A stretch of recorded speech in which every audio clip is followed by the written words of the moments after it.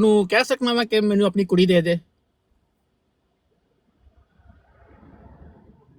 ਮੈਨੂੰ ਆਵਾਜ਼ ਹੀ ਨਹੀਂ ਆਈ, ਮੇਰਾ ਨੈਟ ਚਲਾ ਸਾਰੇ ਗਿਆ ਹੀ ਸੀ। ਖਾਮੋਸ਼ ਹੋ ਗਏ ਨੇ, ਕੁੜੀ ਮੈਂ ਮੰਗੀ ਤੇ ਬਾਕੀ ਸਾਰੇ ਖਾਮੋਸ਼ ਹੋ ਗਏ ਨੇ। ਕੀ ਹੋਇਆ? ਮੈਂ ਕਿਹਾ ਮੈਨੂੰ ਅਗਰ ਕਿਸੇ ਦੀ ਕੁੜੀ ਪਸੰਦ ਆ ਜਾਏ ਤੇ ਮੈਂ ਉਹਦੇ ਪਿਓ ਨੂੰ ਪੁੱਛ ਸਕਣਾ ਆਪਣੀ ਕੁੜੀ ਮੈਨੂੰ ਦੇ ਦੇ। ਬਿਲਕੁਲ, ਸ਼ਰੀਅਤ ਦੇ ਵਿੱਚ ਤੁਸੀਂ ਜਾਇਜ਼ ਜਾ ਕੇ ਉਹਦੇ ਕੋਲ ਰਿਸ਼ਤਾ ਮੰਗੋ। ਅੱਛਾ ਅੱਛਾ ਅੱਛਾ, टिकटॉक ਤੇ ਵੀ ਮੰਗ ਸਕਨੇ ਆ ਨਾ, ਪ੍ਰੋਬਲਮ ਤੇ ਨਹੀਂ ਹੈ ਨਾ। ਨਹੀਂ ਸਰੇਆਮ ਨਹੀਂ, ਚੌਂਕ 'ਚ ਖਲੋ ਕੇ ਨਹੀਂ ਮੰਗਣਾ ਚਾਹੀਦਾ। ਅੱਛਾ ਉਹ ਨਹੀਂ, ਅੱਛਾ ਅੱਛਾ ਹਾਂ, ਨਹੀਂ, ਸ਼ਰੀਅਤ ਇਜਾਜ਼ਤ ਦਿੰਦੀ ਹੈ ਨਾਲ ਤਰੀਕਾਕਾਰ ਵੀ ਕੋਈ ਮੁਤੱਯਨ ਕਰਦੀ ਹੈ ਨਾ। ਅੱਛਾ ਅੱਛਾ ਅੱਛਾ ਅੱਛਾ, ਕਿਉਂਕਿ ਮੈਂ ਸੋਚ ਰਿਹਾ ਸੀ ਯਾਰ ਕੋਈ ਮਰਜ਼ੈਨ ਮਿਲ ਜਾਏ ਉਹਦੇ ਪਿਓ ਕੋਲੋਂ ਪੁੱਛ ਲਾਂ। ਜਿੱਥੋਂ ਨਿਕਲ ਕੇ ਆਏ ਉੱਥੇ ਹੀ ਵਿਆਹ ਹੋਣਗੇ ਮੈਂ ਮੂੰਹ ਸ਼ਾਇਦ। ਸਮਝਿਆ ਕਰੋ ਨਾ, ਸਮਝਿਆ ਕਰੋ ਸਮਝਿਆ ਕਰੋ। ਭਾਈ ਕਿਹੜੀ ਲੰਮੇ ਮੂੰਹ ਵਾਲੀ ਗੋਲ ਮੂੰਹ ਵਾਲੀ ਕਿਹੜੀ ਦੀ ਗੱਲ ਕਰ ਰਹੇ ਹੋ? ਜੀ ਜੀ ਜੀ ਅੱਛੀ।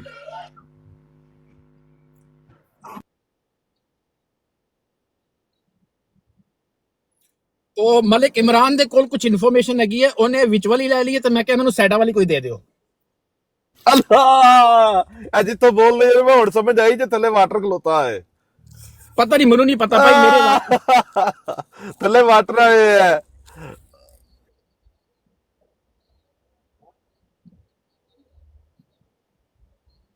ਹਾਂ ਭਾਈ, ਸਾਨੂੰ ਭਾਈ ਵਾਟਰ ਤੇ ਸ਼ਖਸੀਅਤ ਹੈ। ਦੇਖੋ ਨਾ, ਵਾਟਰ ਕੋਈ ਜੈਨੂਇਨ ਚੀਜ਼ ਤੇ ਹੈ ਨਹੀਂ ਹੈ, ਤੇ ਸਾਨੂੰ ਕੀ ਇੰਟਰਸਟ ਵਾਟਰ ਦੇ ਅੰਦਰ। ਹਾਂ ਤੇ ਫੋਟੋਆਂ ਅਗਰ ਇਹਨਾਂ ਦੀਆਂ ਫੋਟੋਆਂ ਲੀਕ ਹੁੰਦੀਆਂ ਨੇ ਤੇ ਭਾਈ ਫੋਟੋਆਂ ਨਾ ਖਿਚਵਾਇਆ ਕਰੋ ਨਾ, ਸਿੱਧੀ ਸਿੱਧੀ ਗੱਲ। ਵਾਟਰ ਜੇ ਥੱਲੇ ਖੜਾ ਹੈ ਤੇ ਥੱਲੋਂ ਵਾਟਰ ਕੱਢ ਦਿਓ।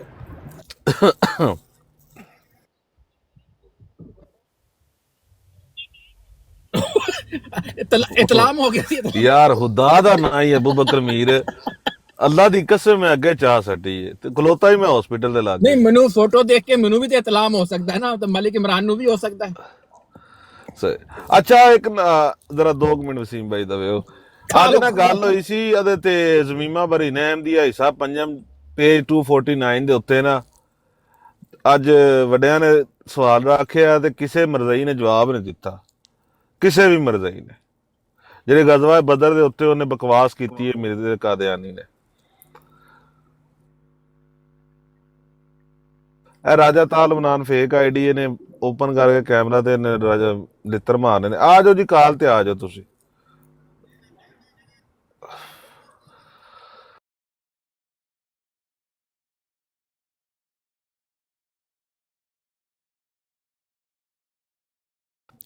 ਉਹ ਤਾਂ ਕਿਸੇ ਵੀ ਨਹੀਂ ਦੇਣਾ ਨਾ, ਇੰਨੀ ਇਹਨਾਂ 'ਚ ਜੁਰਤ ਹੈ। ਵੇਖੋ ਹਜ਼ੂਰ ਨੇ ਕਿੰਨੀ ਤਫਸੀਲ ਦੇ ਨਾਲ ਜਵਾਬ ਦੇ ਦਿੱਤਾ। ਅਬੂ ਬਕਰ ਅੱਜ ਇੱਕ ਨਵੀਂ ਗੱਲ ਪੇਸ਼ ਕਰਾਂਗੇ, ਮਰਜ਼ਾਈਆਂ ਦੀ ਘਰਬਾਜ਼ੀਆਂ ਵੇਖੀ ਉਸ ਤੇ ਫਿਰ।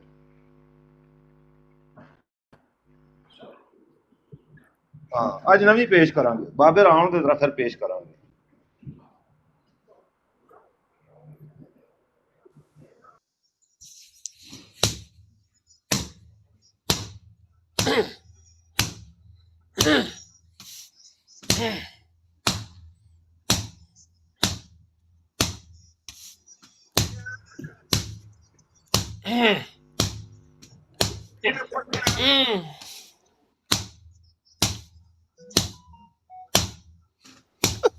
ਆ ਬਸ ਕਾਰਾ ਚੌਧਰੀ ਥੱਲੇ ਡੁਰ ਜਾ, ਬਹੁਤ ਹੋ ਗਿਆ। ਕੋਈ ਵਾਟਰ ਸਾਹਿਬ ਨੂੰ ਬੁਲਾਏ ਭਾਈ ਜੀ, ਵਾਟਰ ਸਾਹਿਬ ਦਾ ਕੱਪ ਹੈ, ਵਾਟਰ ਸਾਹਿਬ ਪੁਲਿਸ ਕੇਸ ਕਰਨਾ ਇਹਦੇ ਉੱਤੇ।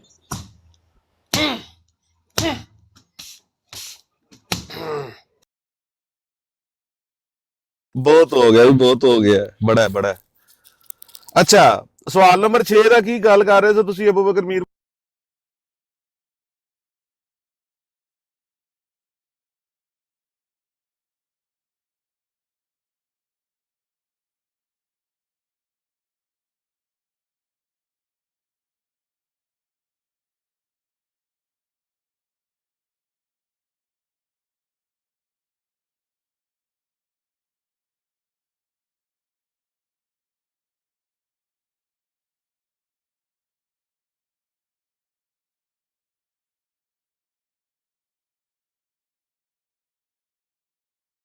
ਯਾਰ ਬੜਾ ਬਨ ਕੇ ਜਵਾਬ ਦਿੱਤਾ ਸੀ।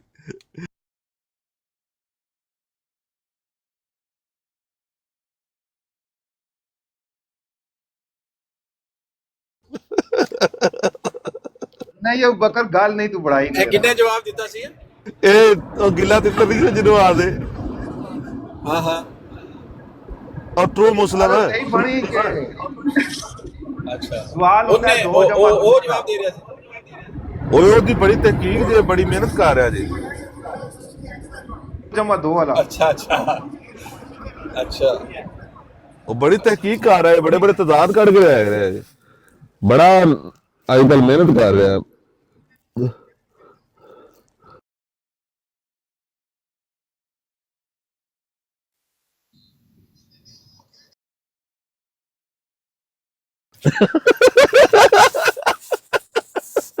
ਯਾਰ ਬੜੀ ਮਜ਼ੇ ਦੀ ਉਹਨੇ ਮਿਸਾਲ ਪੇਸ਼ ਕੀਤੀ ਸੀ ਮੈਂ ਬੁਲਾ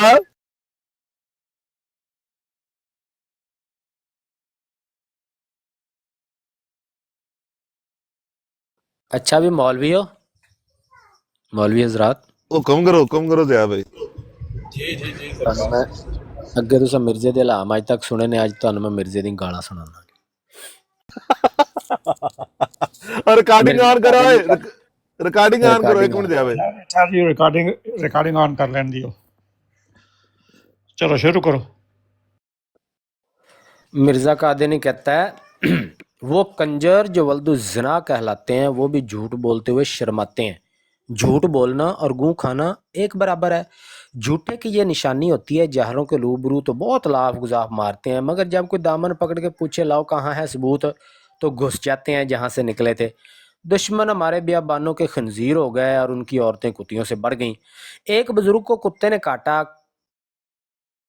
कहने लगी आपने कुत्ते को क्यों ना काट लिया बुजुर्ग ने कहा बेटा हमसे ये कोतपन नहीं होता बस मोमन को चाहिए कि गाली से एराज करे वरना वही कोतपन की मिसाल सादक आएगी मैंने जब मुसलमानों को दुनिया के कुत्ते पाया तो आंसू निकल आए ये लोग झूठे हैं और कुत्तों की तरह झूठ का मुर्दार खा रहे हैं एक शख्स हजरत मसीह साम का मुरीद था इस पर भी एक दफ़ा एक छींटा लाम का मसीह साम की बरकत से पड़ गया वो सो रहा था तो इसको लाम हुआ उठो सूरा नमाज पढ़ हजरत नूरदीन को राम मोहन राय की किताब पढ़ने से सख्ती से मना किया गया तो खुदा ने फरिश्ता इल्हाम से कहा कि इसको सख्ती से ये किताब पढ़ने से मना कर दो फरिश्ते ने एक मोटी सी गाली देकर इसको कहा इस भैन दे चोट दी किताब नहीं पढ़नी अगर कोई और खाली जगह दी हुई है कोई और गाली फिट आती है तो वो कर ले मिर्जाई ई जहां 7 मिसले मुर्दारे चूं सगे हर तरफ तलबगारे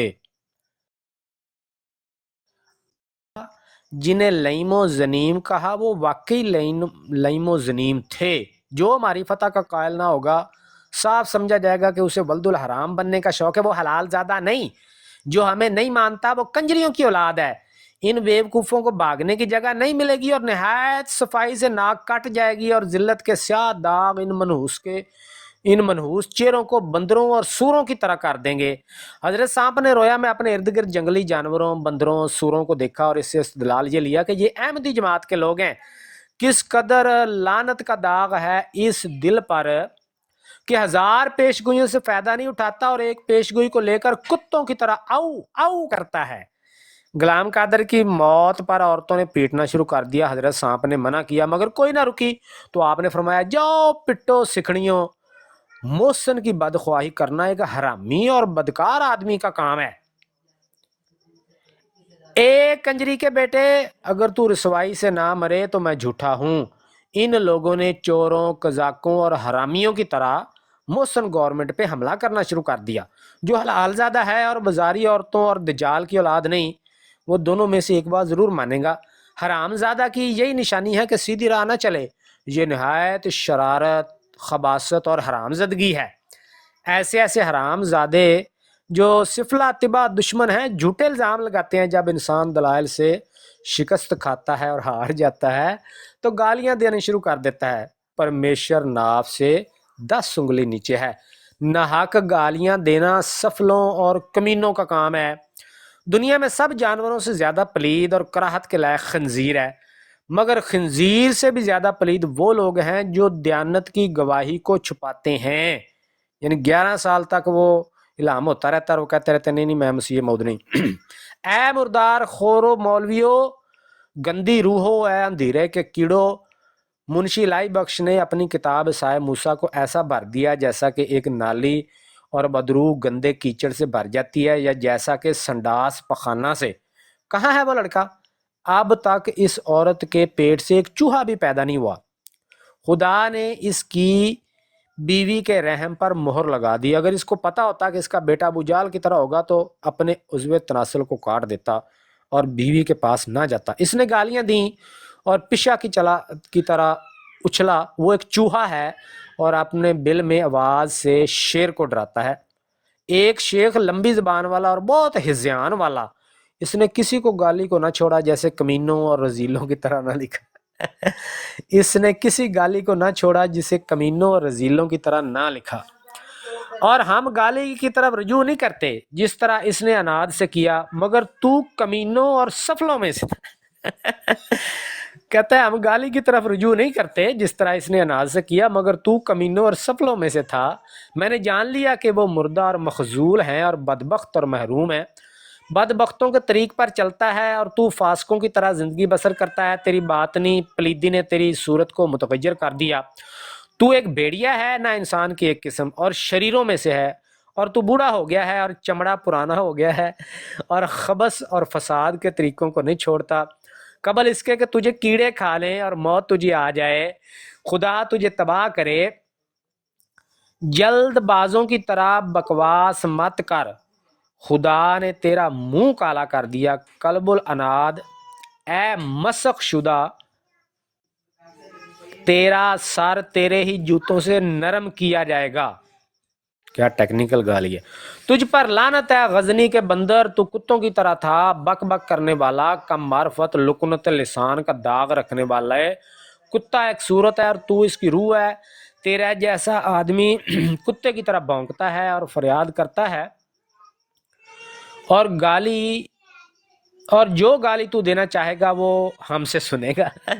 तो खंजीर की तरह हमला करता है और गधों की तरह आवाज़ करता है, और तूने बदकार और की तरह रक्स किया। है शेख शकी, सोच, इंसानों की तरह फिक्र कर और गधे की तरह आवाज़ मत निकाल। ए हम थोड़ी ये टेक्निकल ने। ए मुर्दार खुर मौलवियों अंधेरे के कीड़ो, ए बदजात, ए खबीस, ए पलीद दज्जाल इस्लाम के आर मौलवियों, ए नाबकार बदकरार उल्लू इमामुल फितन, इंसानों से बदतर पलीतर, ए बदबख्त मुफ्तरियो, ए शेख एम का शेख जाल नंगे इस्लाम मौलवियों, ए कुता नज़र मौलवी, नफसानी मौलवियों, ए गबी सफ़ियों का नुतफ़ा, सांप, सड़े गले मुर्दा, शैतानुल इंस, शेख नजदी, शेख एम का शेख जाल, शकी, शकाल, शीतनत की बदबू, शेख नामा स्या, शेख जलाला, शेख चालबाज, शयातीन, शरीर नफ्स, जाल बतालवी, जलालत पेशा, जालम तबा अलैहि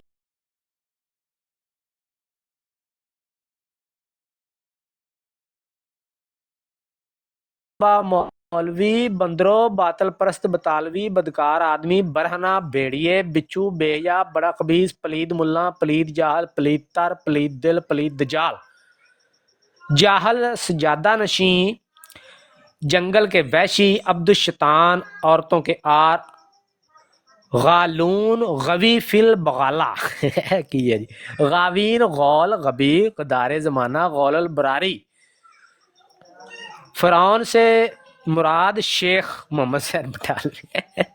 फासक आदमी, कौम के खन्नासों, कुत्तों, कजतबा, कुता नज़र मौलवी, कोड़ मगजी, कीड़ा, कीना परवर, कमीनगी, दुनिया के कीड़े, दाबातुल अर्द, दुनिया के कुत्ते, दजाल अकबर, देवसों, दीवाने दरिंदों, दजाल फरबा, दजाल कमीना, दजाल के हमराइयों, जलील, जिल्लत के स्याह दाग, ज़ुरियत शैतान, जिल्लत की रूसियाई, रईसुल दज्जालीन, रईसुल मुतदीन, रईसुल गावीन, रईसुल मुतजिल्लीन, रंडियों की औलाद, रईसुल मुतकब्बरीन, सूरों, स्याह दाग, सगाने कबीला, सुल्तानुल मुतकब्बरीन, सुफहा, गुरगुस, काजदिल, कमीना, काल अनाम, गंदी रूह, गुमराह, गुर्ग, गुमराही और हिर्स के शैतान, लईम, मुर्दार खोर, लाफ, गजाफ के बेटो, मनूस चेहरो, मुफ्तरियो, मुखन्नसो, तीन शैतान तीनत मौलवियों, अल्लाह अल्लाह अल्लाह, मुखालफत की जिल्लत। तौबा तौबा, क्या क्या गालियां मिर्ज़ा गुलाम कादी ने कस्में याद की हैं। बंदे का दिमाग चकरा जाता है। ਚੱਕੋ ਜੀ मौलवी आ गया जी ਜਿਹੜਾ ਮੇਰੇ ਪਿੱਛੋਂ ਤਰੀਫਾਂ ਸਮੇਟ ਦੋ। ਬਸ ਹੋ ਗਈ ਹੈ, ਬੰਦ ਕਰਾਂ ਰਿਕਾਰਡਿੰਗ। ਹਾਂਜੀ ਬੰਦ ਕਰ ਦਿਓ। ਥੱਲੇ ਮੌਲਵੀ ਇੱਕ ਬੜਾ ਕਾਲਾ, ਇਹਨੂੰ ਉੱਤੇ ਚੁੱਕੋ, ਇਹਦੀ ਤਬੀਅਤ ਕਰੀਏ ਸਾਫ। ਤੇ ਉਹ ਬਸ ਉੱਤੇ ਉਹ ਮੈਂ ਥੱਲੇ ਚੀਕਾਂ ਮਾਰ ਮਾਰ ਕੇ ਮੇਰੀ ਕਾਲ ਚੱਕੋ, ਮੇਰੀ ਕਾਲ ਚੱਕੋ। ਉਹ ਕਿਉਂ ਸ਼ੇਖ ਬਟਾਲਵੀ ਨੂੰ ਗਾਲਾਂ ਕੱਢ ਰਹੇ? अस्सलाम वालेकुम ਨਾਂ ਲੈ ਲੈ ਕੇ। वालेकुम सलाम रहमतुल्लाह। आओ, ये भी अमर साहब, ये भी एक तरीका होता है किसी को गाली देने का, कि ये कहा जाए कि फलां बंदा आपको ये कह रहा था। ਆਹੋ, ਨਾ ਮਿਰਜ਼ੇ ਦਾ ਲੈਣ ਲੱਗੇ ਆ ਤੇ ਸ਼ੇਖ ਬਟਾਲਵੀ ਨੂੰ ਗਾਲਾਂ ਕੱਢਣ ਲੱਗੇ ਆ। ਮੈਂ ਥੱਲੇ ਚੀਕਾਂ ਮਾਰਨ ਲੱਗੇ ਆ, ਮੇਰੀ ਕਾਲ ਚੱਕੋ, ਮੇਰੀ ਕਾਲ ਚੱਕੋ। ਮੇਰੇ ਮੌਲਵੀ ਨੂੰ ਗਾਲਾਂ ਕੱਢ ਗਿਆ ਬਰੇਲਵੀ। ਨਹੀਂ, ਉਹ ਵਿੱਚੇ ਸਾਡਿਆਂ ਨੂੰ ਵੀ ਕੱਢੀਆਂ ਨੇ ਉਹਨੇ। ਮੈਂ ਤਾਂ ਸੁਣਾ ਰਿਹਾ ਸੀ ਵੀ ਕਿੰਨੀ ਮਾਸ਼ਾਅੱਲਾ ਪਿਆਰੀ ਪਿਆਰੀ ਜ਼ੁਬਾਨ ਸੀ। ਨਾਂ ਲੈ ਲੈ ਕੇ ਤੁਸੀਂ ਦੱਸਿਆ ਜੀ ਇਹ ਸ਼ੇਖ ਬਤਾਲਵੀ, ਇਹ ਪਤਾ ਨਹੀਂ ਸ਼ੇਖ ਚੂੜੇ ਅਹਿਮ ਤੇ ਸੀ। ਚਮਾਰ ਹੈ। शेख अहम का भी ऐसी। ਸ਼ੇਖ ਅਹਿਮ ਕਾਂ ਇਹ ਕੀ ਜ਼ਰੂਰਤ ਸੀ ਨਾਂ ਲੈ ਲੈ ਕੇ ਤੁਹਾਨੂੰ ਦੱਸਣ ਦੀ? ਅੱਛਾ, ਅਸੀਂ ਤਾਂ ਚਲੋ ਮੁਖਾਲਫ ਹੈਗੇ ਆ ਬਰੇਲਵੀਆਂ, ਤੁਸੀਂ ਕਿਉਂ ਨਾਂ ਲੈ ਲੈ ਕੱਢੀ ਜਾਂਦੇ ਸ਼ੇਖ ਅਹਿਮ ਕਾਂ ਤੇ ਸ਼ੇਖ ਬਤਾਲਵੀ? ਨਹੀਂ, ਮੈਂ ਤੇ ਐਫ ਆਈ ਆਰ ਕਟਵਾਉਣਾ ਨਾ ਪਿਆ। ਜਦੋਂ ਨਹੀਂ, ਐਫ ਆਈ ਆਰ ਮੈਂ ਐਫ ਆਈ ਆਰ ਕਟਵਾਵਾਂ ਤੇ ਮੈਂ ਗਾਲਾਂ ਦੇ ਰਿਹਾ, ਤੁਸੀਂ ਕਟਵਾਓ ਤੇ ਤੁਸੀਂ ਉਹਨਾਂ ਦੇ ਬੜੇ ਮੁਖਲਸ ਮਰੀਦ ਹੋ। ਹੈ ਤੁਸੀਂ ਤੇ ਤਬਲੀਗ ਕਰ ਰਹੇ ਹੋ, ਤਸ਼ਹੀਰ ਕਰ ਰਹੇ ਹੋ, ਮੈਂ ਤੇ ਐਫ ਆਈ ਆਰ ਕਟਾਣ ਮੈਂ ਆਇਆ ਵਾਂ। ਭਾਈ ਐਫ ਆਈ ਆਰ ਦੇ ਵਿੱਚ ਗਾਲਾਂ ਕੱਢਣੀਆਂ ਜ਼ਰੂਰੀ ਨਹੀਂ ਹੁੰਦੀਆਂ। ਇੱਕ ਬੰਦੇ ਨੇ ਮਿਰਜ਼ੇ ਕਾਦੀਆਨੀ ਨੂੰ ਗਾਲਾਂ ਕੱਢੀਆਂ ਸੀ ਨਾ, ਤੇ ਉਹਨੇ ਕੇਸ ਕਰਾ ਦਿੱਤਾ। ਜੱਜ ਜੀ ਨੇ ਬੁਲਾ ਲਿਆ ਉਹਨੂੰ, ਹਾਂ ਵੀ ਤੂੰ ਗਾਲਾਂ ਕਿਉਂ ਕੱਢੋ? ਕਹਿੰਦਾ ਮੈਂ ਤਾਂ ਕੋਈ ਨਹੀਂ ਕੱਢੀ ਗਾਲ। ਉਹ ਕਹਿੰਦਾ ਨਹੀਂ, ਮਰਜ਼ਈ ਕਹਿੰਦਾ ਨਹੀਂ ਜੱਜ ਸਾਹਿਬ ਕੱਢੀਆਂ ਨੇ। ਉਹ ਕਹਿੰਦਾ ਦੱਸੋ ਕਿਹੜੀਆਂ ਗਾਲਾਂ ਕੱਢੀਆਂ? ਉਹ ਹੁਣ ਦੱਸੇ ਨਾ ਮਰਜ਼ਈ। ਅਖੀਰ ਉਹਨੇ ਕਿਹਾ ਭਾਈ ਮੈਂ ਕੋਈ ਗਾਲ ਨਹੀਂ ਕੱਢੀ। ਉਹ ਕਹਿੰਦਾ ਨਹੀਂ ਇਹਨੇ ਕੱਢੀ ਗਾਲ। ਉਹ ਫਿਰ ਕਹੇ ਤੂੰ ਦੱਸ ਗਾਲ ਕਿਹੜੀ ਕੱਢੀ ਆ? ਜੱਜ ਕਹਿੰਦਾ ਵੀ ਦੱਸ ਦੇ ਤੂੰ ਕਿਹੜੀ ਗਾਲ ਕੱਢੀ। ਮਰਜ਼ਈ ਬੋਲੇ ਨਾ। ਫਿਰ ਉਹ ਭਾਈ ਕਹਿੰਦਾ ਮੁਸਲਮਾਨ ਜਿਹੜਾ ਸੀ, ਕਹਿੰਦਾ ਜੱਜ ਸਾਹਿਬ ਇਹ ਨਹੀਂ ਦੱਸ ਰਿਹਾ, ਮੈਂ ਇੱਕ ਪਾਸਿਓਂ ਲੱਗ ਕੇ ਨਾ ਗਾਲਾਂ ਕੱਢਣ ਲੱਗਾ। ਜਿਹੜੀ ਗਾਲ ਮੈਨੂੰ ਕੱਢੀ, ਜਦੋਂ ਉਹ ਆ ਜਾਵੇ ਇਹਨੂੰ ਕਿ ਉਦੋਂ ਦੱਸ ਦੇ ਵੀ ਇਹ ਗਾਲ ਆਈ। ਉਹ ਸ਼ੁਰੂ ਹੋ ਗਿਆ। ਤਰੈਕ ਕੱਢੀਆਂ ਸੀ ਤੇ ਮਰਜ਼ਈ ਜਾਂਦਾ ਬਈ ਬਸ ਮੈਂ ਕੇਸ ਵਾਪਸ ਲੈ ਰਿਹਾ। ਤੇ ਕੰਮ ਪੁੱਠਾ ਪੈ ਜਾਂਦਾ ਭਾਈ। ਗਾਲਾਂ ਦੀ ਪੂਰੀ ਡਿਕਸ਼ਨਰੀ ਖੁੱਲੀ ਪਈ ਹੈ, ਪੂਰੀ ਕਿਤਾਬ ਖੁੱਲੀ ਪਈ ਹੈ। ਤੋਬਾ ਤੋਬਾ। ਥੱਲੇ ਵੀ ਬੰਦਿਆਂ ਦੇ ਕੰਨ ਸਾਹ ਸਾਹ ਪੇ ਕਰਦੇ ਨੇ। ਥੱਲੇ ਕੋਈ ਮੈਸੇਜ ਕਰਨ ਲੱਗਾ, ਬਸ ਕਰਦੇ ਮੌਲਵੀ, ਬਸ ਕਰਦੇ, ਸਾਡੇ ਕੰਨ ਸਾਹ ਸਾਹ ਪੇ ਕਰਦੇ ਨੇ। ਇਹ ਮਿਰਜ਼ਾ ਦਾ ਅਖਲਾਕ ਹੈ। ਇਹ ਰਿਕਾਰਡਿੰਗ ਕੀਤੀ ਕਿਸੇ ਨੇ? ਅਖਲਾਕੇ ਮਿਰਜ਼ਾ ਲਿਖ ਕੇ ਚਾੜੋ ਵੀਡੀਓ ਬਣਾ ਕੇ। ਇਹ ਅਖਲਾਕੇ ਮਿਰਜ਼ਾ ਹੈ। ਪਿੱਛੋਂ ਦੁਰੀਅਤ ਕੀ ਹੋਣੀ ਹੈ? ਜਿਹੋ ਜੀ ਕੋਕੋ ਤੇ ਉਹੋ ਜੀ ਕੋਕਾ ਦੇ ਬੱਚੇ। ਜਿਸ ਤਰ੍ਹਾਂ ਦਾ ਉਹ ਗਾਲੀ ਬਾਜ਼ ਸੀ, ਅੱਗੋਂ ਕੌਮ ਵੀ ਤਾਂ ਇੰਜ ਦੀ ਜੰਮਣੀ ਸੀ ਨਾ। ਇਹ ਕਿਹੜੀ ਨਵੀਂ ਗੱਲ ਹੈ? ਜੇ ਮਰਜ਼ਈ ਗਾਲਾਂ ਕੱਢਦੇ ਨੇ ਤੇ ਕੋਈ ਨਵਾਂ ਵਾਕਿਆ ਤਾਂ ਨਹੀਂ ਹੈ। ਇਹਨਾਂ ਦਾ ਗੁਰੂ ਗਾਲਾਂ ਕੱਢ ਕੱਢ ਕੇ ਗਿਆ। ਦੇਖੇ ਮੌਲਵੀ ਸਾਹਿਬ, ਤੇ ਇਹ ਜਿਹੜੀ ਟੈਕਨੀਕਲ ਗਾਲ ਕੱਢੀ ਨਾ, ਮੈਂ ਸੋਚਣਾ ਪਿਆ ਵਾਂ ਵੀ खसी इब्ने खसी। हेलो कर लो कमाइयाँ। देखें आप लोग जो है ना सिर्फ मुखालफत में ये बातें करते हैं। अभी कल मैंने 2-3 दिन पहले हो गए, मैंने ट्विटर पे एक नए आमदी का जो है वो मैंने इंटरव्यू देखा था, वीडियो में इंटरव्यू था। वो बता रहा था कि भाई मैं सुन्नी मुसलमान था और मुझे ज़्यादा मज़हब से इतना कोई लगाव नहीं था मैं, लेकिन मैं सोचता था कि ये सारी दुनिया के जो मुसलमान हैं वो सारे अहमदियों के ख़िलाफ़ ही क्यों हैं, इनके ख़िलाफ़ कानून बनाए हुए हैं। हालांकि अगर कोई किसी का मज़हब अकीदा सच्चा है तो वो तो झूठे मज़हब वाले की किताबों को बैन नहीं ना करता जी, तो वो तो कहता है भाई आप झूठे हैं तो आप दिखाएं, हम आपको एक्सपोज करेंगे। लेकिन इन्होंने मुसलमानों ने किताबें बैन की हुई हैं, पाबंदियाँ लगाई। एक बार सोचा भी मैं पता तो करूँ आखिर इसमें रीज़न क्या है, क्यों इनके खिलाफ सारे मुसलमान हो गए हैं।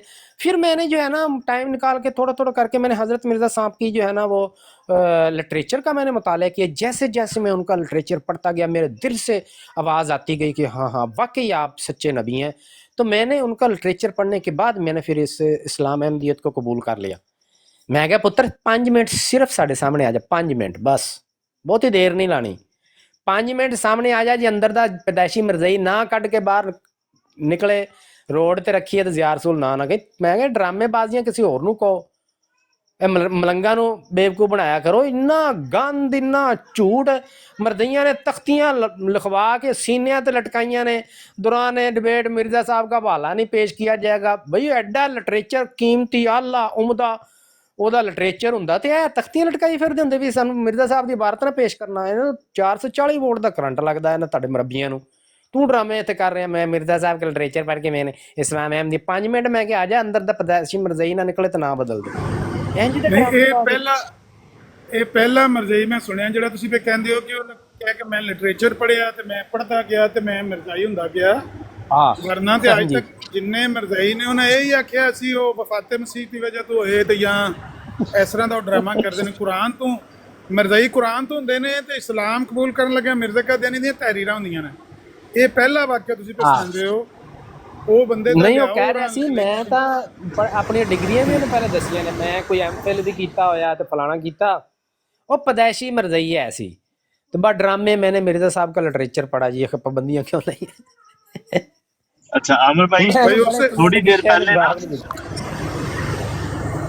आमिर भाई थोड़े आने तो पहले साहब बहादुर ते अबू बकर मीर भाई ज़िया भाई ਨੂੰ ਪੰਪ ਕਰ ਰਹੇ ਸੀ।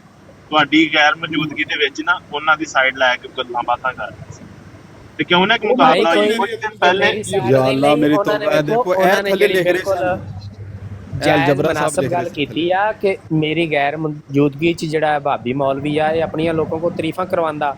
ਪਤਾ ਵੀ ਹੁਣ ਜਿਹੜਾ ਨਾ ਸਾਹਮਣੇ ਕੋਈ ਮੁਕਾਬਲਾ ਤੇ ਹੈ ਕੋਈ ਨਹੀਂ, ਮੱਦੇ ਮੁਕਾਬਲ ਤੇ ਹੈ ਕੋਈ ਨਹੀਂ ਕੋਈ ਤੇ ਆਪਣੀਆਂ ਮੈਂ ਕਿਹਾ ਕੰਡ ਪਿੱਛੇ ਤਾਂ ਦੁਸ਼ਮਣ ਦੀ ਗੱਲਾਂ ਕਰਦੇ ਹੈਗਾ ਮੇਰੇ ਕੋਲ ਜੇ ਅਗਰ ਤੁਸੀਂ ਕਰਨਾ ਚਾਹੋ। ਕੁਝ ਦਿਨ ਪਹਿਲੇ ਆਮਰ ਭਾਈ ਨੇ ਇਹਨਾਂ ਨੇ ਆਪਣੀ ਤਾਰੀਫਾਂ ਕਰਵਾ ਲਈ ਮੇਰੇ ਮੂੰਹ ਤੇ ਕਰਵਾਉਣ ਨਾ ਪਤਾ ਫਿਰ ਲੱਗੇ।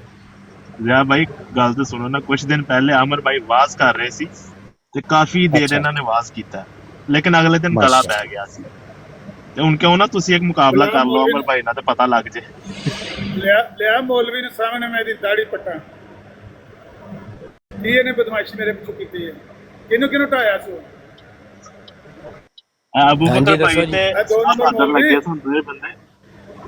दसो भी दो नंबर मौलवी हो तानु कह रहा 2 नंबर मौलवी ए मेरे पिछों गुमराह करता ने लोगों को कि वे तारीफां तेरी नहीं करते इससे भाई याद करने हर वेले। अज सवेरे या कल मैंने किसी बंदे पूछा है मौलवी ज़ियाद सुन कितने, मैं क्या भाई वो मदरसे मसरूफ ने मदरसा बनवाने लगे ने तो उधर बिजी ने। मैंने याद नहीं कि बंदे पूछा कल ये पिछों बदमाशी बंद करो नहीं तो दाढ़ी पट के खिंच देंगे तुहाडी। वेख्या ना सुन ले मैं सामने बैठिया मिर्जा दा नाम ले लगे मैं सामने आया तो नाले मौलवी साहब की टोन बदल गई। हुण मेरे हक च गल्लां करन लग पए ने पिछों अपनियां तारीफां करवा रहे सी। कदों दा वाकिया किन्ने ਤੁਹਾਡੇ ਉੱਤੇ ਦੋ ਮੌਲਵੀ ਬੈਠੇ ਨੇ ਕਈ ਦੱਸ ਰਹੇ ਸੀ। ਮੈਂ ਤਾਂ ਹੈ ਕੋਈ ਨਹੀਂ सवाल करेंगे।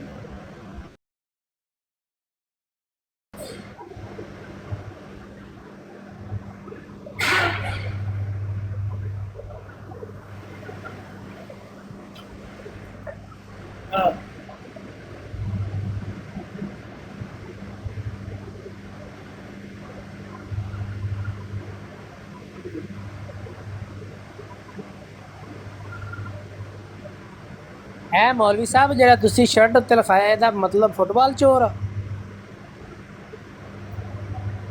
मैं लड़न वाली तैयारी की तां ही मैं कैमरा ऑन किया। मैं मौलवी ने मेरे सामने बाहर कड्डो जेड़ा मेरे ਅਮਰ ਭਾਈ ਮੈਨੂੰ ਤਾਂ ਲੱਗਦਾ ਤੁਸੀਂ ਕੋਈ ਨਵੀਂ ਫੋਟੋ ਦੇਣਾ ਚਾਹੁੰਦੇ ਹੋ ਜਿਹੜੇ ਟੰਗਦੇ ਨੇ ਪੁਰਾਣੀਆਂ ਨੇ।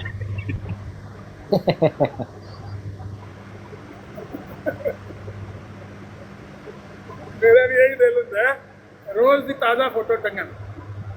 अब मत जोड़ते हो नवी फोटो ला लो मेरी उत्तर नवी फोटो लैके टंगो। कदे फकीर नाल फोटो टंगी हुंदी है पहले जानवरां नाल टंगदे रहे ने हुण फकीरां नाल लाईयां ने। ए फकीर इटली पिया मंगदा ਅਮਰ ਭਾਈ ਜੇ ਕਿਸੇ ਦੇ ਕੰਧੇ ਤੇ ਹੱਥ ਰੱਖੀਦਾ ਇੰਜ ਕਰਕੇ ਰੱਖੋ ਨਾ ਤਾਂ ਕਿ ਨਾਲ ਮਿਰਜ਼ੇ ਦੀ ਫੋਟੋ ਟੰਗ ਲੈ। हाँ ऐसे इधर हालो थले मेरे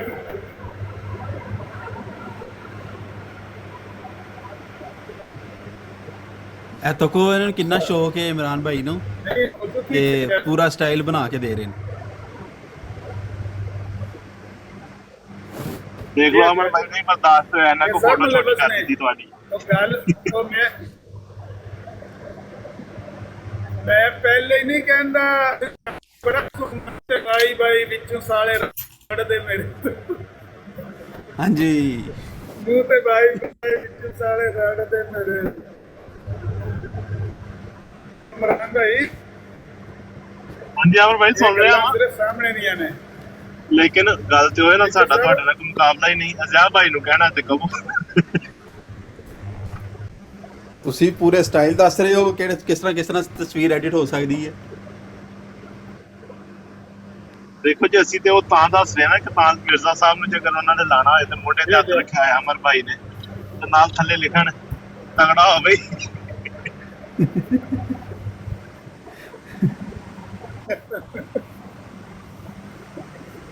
ਅਸਲ 'ਚ ਮੇਰੇ ਕੋਲ ਨਾ ਸੁਣਨ ਦਾ ਤੇ ਬੋਲਣ ਦਾ ਟਾਈਮ ਹੁੰਦਾ ਹੈ ਦਿਹਾੜੀ ਸਾਰੀ। ਹੁਣ ਮੈਂ ਇੱਕ ਵੀਡੀਓ ਅਪਲੋਡ ਕੀਤੀ ਹੈ, ਲੇਕਿਨ ਯਕੀਨ ਜਾਣੋ ਉਧਰੋਂ ਮੇਰੀ ਨਮਾਜ਼ ਨੂੰ ਦੇਰ ਹੋਣ ਲੱਗੀ, ਉਧਰੋਂ ਮੈਂ ਆ ਕੇ ਰੁਕਿਆ। ਮੈਂ ਜ਼ਾਹਿਰ ਗੱਡੀ ਰੁਕਣੀ ਹੈ ਤੇ ਕਿਸੇ ਮੋਬਾਈਲ ਨੂੰ ਹੱਥ ਲਾ ਕੇ ਕੋਈ ਉਹਦੀ ਐਡੀਟਿੰਗ ਕਰਨੀ ਹੈ ਨਾ, ਕੋਈ ਵੱਧ ਘੱਟ ਕਰਨਾ ਹੈ ਨਾ ਕੋਈ। ਤੇ ਉਹ ਸਵੇਰ ਮੈਂ ਉੱਠਦਿਆਂ ਜਿਸ ਵੇਲੇ ਆਨਾ ਨਾ ਟਿਕਟਾਕ ਤੇ ਆਉਂਦਿਆਂ ਮੈਂ ਰਿਕਾਰਡਿੰਗ ਕਰ ਲੈਣਾ ਕੋਈ 10 ਮਿੰਟ ਦੀ, ਜੇ ਮੂਡ ਹੋਵੇ ਤੇ ਉਹ ਮੈਂ ਕਰਕੇ ਰੱਖੀ ਸੀ ਤੇ ਉਹਨੂੰ ਹੁਣ ਮੈਂ ਅਪਲੋਡ ਕੀਤਾ।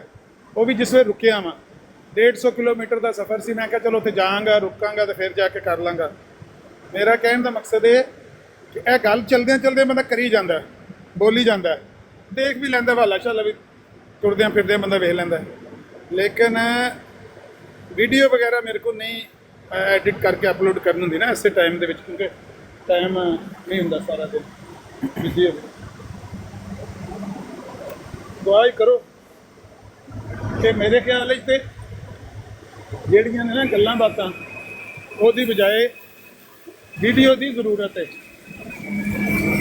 ਕਿਉਂਕਿ ਆਉਣ ਵਾਲੇ ਦਿਨਾਂ 'ਚ ਅਹਿਮੀਅਤ ਵੀਡੀਓ ਦੀ ਹੈ। ਇਹ ਗੱਲਾਂ ਅਸੀਂ ਕਰਕੇ ਅਗਾਂਹ ਪਿਛਾਂ ਹੋ ਜਾਵਾਂਗੇ, ਲੇਕਿਨ ਜਿਹੜੀਆਂ ਵੀਡੀਓ ਦੇ ਵਿੱਚ ਗੱਲਾਂ ਨੇ ਉਹ ਮਹਿਫੂਜ਼ ਰਹਿਣਗੀਆਂ। ਉਹਨਾਂ ਨੂੰ ਜ਼ਰੂਰਤ ਹੈ ਮਹਿਫੂਜ਼ ਕਰਨ ਦੀ, ਤਾਂ ਕਿ ਜਿਹੜਾ ਬੰਦਾ ਅੱਜ ਨਹੀਂ ਸੁਣ ਰਿਹਾ ਕੱਲ੍ਹ ਉਹਦੇ ਕੋਲ ਰਿਕਾਰਡ ਹੋਵੇ। ਇਹ ਨਾ ਝੂਠ ਪੜਿਆ, ਇਹ ਨਾ ਮਿਰਜ਼ਾ ਕਾਦੀਆਨੀ ਦੀ ਰੈਫਰੀ ਲੋਕਾਂ ਦੇ ਸਾਹਮਣੇ ਰੱਖੀ। ਭਾਈ ਤੁਹਾਡੀ ਹਰ ਬੰਦੇ ਨੂੰ ਤੇ ਨਾ ਟਰੂ ਮੁਸਲਮ ਜਿਹੜਾ ਹੈ ਉਹ ਜਿਸ ਤਰ੍ਹਾਂ ਨਸ਼ੇ ਤੇ ਨਹੀਂ ਲੱਗਦਾ ਬੰਦਾ, ਉਸ ਤਰ੍ਹਾਂ ਲੱਗ ਗਿਆ ਤੁਹਾਨੂੰ ਢੂੰਡਦਾ ਫਿਰਦਾ ਕੋਈ ਨਵਾਂ ਰਾਜ ਦੱਸੋ ਆਪੀ ਤੇ ਮੈਂ ਵਾਲਾ ਕੱਢ ਲਿਆਂਦਾ। ਵੇਖ ਲਓ ਹੋਰ ਕਿਹੜਾ ਬੰਦਾ ਉਹ ਆਂਦਾ ਨਹੀਂ ਸੀ ਸਿੱਧੂ ਜਿਹੜੇ ਰੰਨਾਂ ਦੇ ਸੀ ਲੱਕ ਮਿਣਦੇ, ਮੈਂ ਅਸਲੇ ਤੇ ਗਾਉਣ ਲਾਤੇ ਨਹੀਂ, ਬੰਬੇ ਵਾਲੇ ਮਿੱਠੀਏ ਮੈਂ ਮੂਸੇ ਪਿੰਡ ਆਉਣ ਲਾਤੇ ਨਹੀਂ। ਜਿਹੜੇ ਬੰਦੇ ਰੰਨਾਂ ਦੇ ਲੱਕ ਮਿਣਦੇ ਸੀ ਨਾ, ਮਾਰਫਤ ਦੀ ਗੱਲ ਕਹਿੰਦਾ ਜਿਹੜੇ ਰੰਨਾਂ ਦੇ ਲੱਕ ਮਿਣਦੇ ਸੀ ਉਹਨਾਂ ਨੂੰ ਮੈਂ ਅਸਲੇ ਤੇ ਗਾਣ ਤੇ ਲਾਤਾ। ਤੇ ਦੁਆ ਕਰੋ ਸਾਰੇ ਬੰਦੇ। ਉਹ ਕੱਲ ਮੈਂ ਉਹਨੂੰ ਆਖਿਆ ਕੀ ਨਾ ਉਹਦਾ ਬਹਿਰੇਨ ਵਾਲੇ ਨੂੰ, ਅਸਦ ਨੂੰ, ਮੈਂ ਕਿਹਾ ਮੌਲਾ ਅਲੀ ਕਰੀ ਜਾਣਾ। ਮੈਂ ਕਿਹਾ ਵੇਖ ਨਬੀ ਅਲੈਹਿਸਸਲਾਤੁ ਵਸਲਾਮ ਦੇ ਬਾਰੇ ਉਸ ਦਜਾਲ ਨੇ ਕੀ ਲਿਖਿਆ, ਮੌਲਾ ਅਲੀ ਨਬੀ ਪਾਕ ਨੂੰ ਵੱਡੇ ਨੇ, ਮੱਤ ਮਾਰੀ ਤੇਰੀ। ਮੈਂ ਕਿਹਾ ਉਹ ਫਿਰ ਚਲੋ ਸਹੀ ਹੋ ਗਿਆ, ਉਹ ਵੀ ਕੋਈ ਦੁਆ ਕਰੋ ਅੱਲਾ ਉਹਨੂੰ ਵੀ ਇਸੇ ਕੰਮ ਤੇ ਲਾ ਦੇ। ਤੇ ਇਨਸ਼ਾਅੱਲਾ ਮੁਸਲਮਾਨ ਜਿਹੜਾ ਵੀ ਮਿਰਜ਼ੇ ਕਾਦੀਆਨੀ ਨੂੰ ਉਹ ਅਗਰ ਕੋਈ ਕਨਫਿਊਜ਼ਨ ਹੈ ਕਿਸੇ ਬੰਦੇ ਨੂੰ, ਇਨਸ਼ਾਅੱਲਾ ਨਹੀਂ ਰਹਿਣ ਲੱਗੀ ਹੈ ਇਹ ਕਨਫਿਊਜ਼ਨ। ਰਾਤੀ ਪਰਸੋਂ ਦੀ ਗੱਲ ਹੈ, ਉੱਤੇ ਕੋਈ ਸੈਣੀ ਸਾਹਿਬ ਦੀ ਬਰਾੜ ਤੇ ਬੰਦਾ ਆਇਆ, ਉਹਨੇ ਇੰਨਾ ਕਹਿ ਦਿੱਤਾ ਬਈ ਮੈਂ ਤੇ ਬਸ ਜ਼ਿਆਦਾ ਨਹੀਂ ਜੀ ਜਾਣਦਾ, ਮੈਂ ਇੰਨਾ ਜਾਣਨਾ ਕਿ ਹਰ ਬੰਦੇ ਨੂੰ ਆਜ਼ਾਦੀ ਹੋਣੀ ਚਾਹੀਦੀ ਹੈ, ਜਿਹਦਾ ਜੋ ਦਿਲ ਕਰਦਾ ਹੈ ਉਹ ਆਪਣੇ ਮਜ਼ਹਬ ਦੀ ਫਿਰਕੇ ਦੀ ਤਬਲੀਗ ਕਰੇ।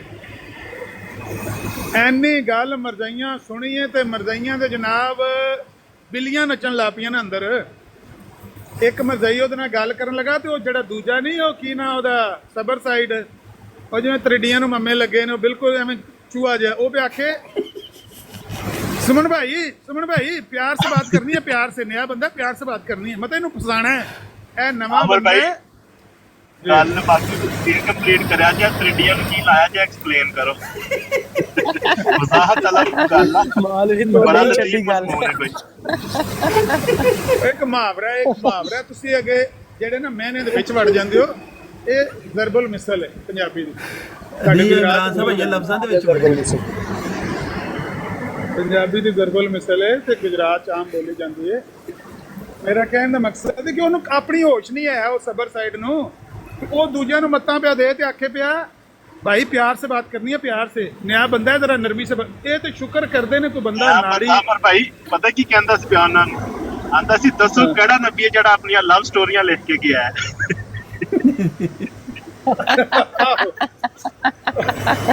ਵਾਹ ਜੀ ਵਾਹ, ਇਨਸਾਨ ਕਹਿਣ ਕੇ ਹਵਾਲਾ ਲਿਆ ਕੇ ਇੱਥੇ ਕੱਢ ਕੇ ਲਾ ਲੈਂਦੇ। ਆਂਦਾ ਮੈਨੂੰ ਨਹੀਂ ਆਂਦਾ, ਬਸ ਮੈਨੂੰ ਇੰਨਾ ਪਤਾ ਉਹ ਆਪਣੀਆਂ ਲਵ ਸਟੋਰੀਆਂ ਲਿਖ ਕੇ ਗਿਆ। ਮੁਹੰਮਦੀ ਬੇਗਮ ਕੋਈ ਹੈ ਕਿ ਨਹੀਂ ਪਤਾ ਹੈ ਦੱਸੋ। ਉਹਨੂੰ ਬੰਦੇ ਨੂੰ ਸਿਰਫ ਮੁਹੰਮਦੀ ਬੇਗਮ ਦਾ ਹੀ ਪਤਾ ਸੀ। ਉਹਨੇ ਕਿਹਾ ਕਿ ਉਹ ਕੀ ਗੱਲ ਹੈ, ਮੈਂ ਕਿਹਾ ਮੈਂ ਤੈਨੂੰ ਗੱਲ ਸੁਣਾਣਾ। ਥੋੜੀ ਜਿਹੀ ਮੈਂ ਸੁਣਾਈ ਨਾ ਗੱਲ ਤੇ ਮੈਂ ਖਾਬ ਕੱਢ ਕੇ ਵਿਖਾਇਆ ਨਾ ਤਜ਼ਕਰੇ ਚੋਂ। ਮੈਂ ਕਿਹਾ ਚੀਮਾ ਸਾਹਿਬ ਇਹ ਕੀ ਲਿਖਿਆ? ਕਹਿੰਦਾ ਬਦਨ ਸੇ ਨੰਗੀ ਥੀ। ਮੈਂ ਕਿਹਾ ਇਹ ਪੜ੍ਹ ਲੈ ਮੁਹੰਮਦੀ ਬੇਗਮ ਨੇ। क्या बात है, क्या बात है, क्या बात है, क्या बात। मैं क्या बड़ा गंद जे मरजाई है तू टलने वाली गल करो। चीमा साहब तू झटपट थल्ले ढले ने, तो बाद मैं देखा मैं फॉलो शालो भी उन्हें किया भाई यह बंदा रौनकी।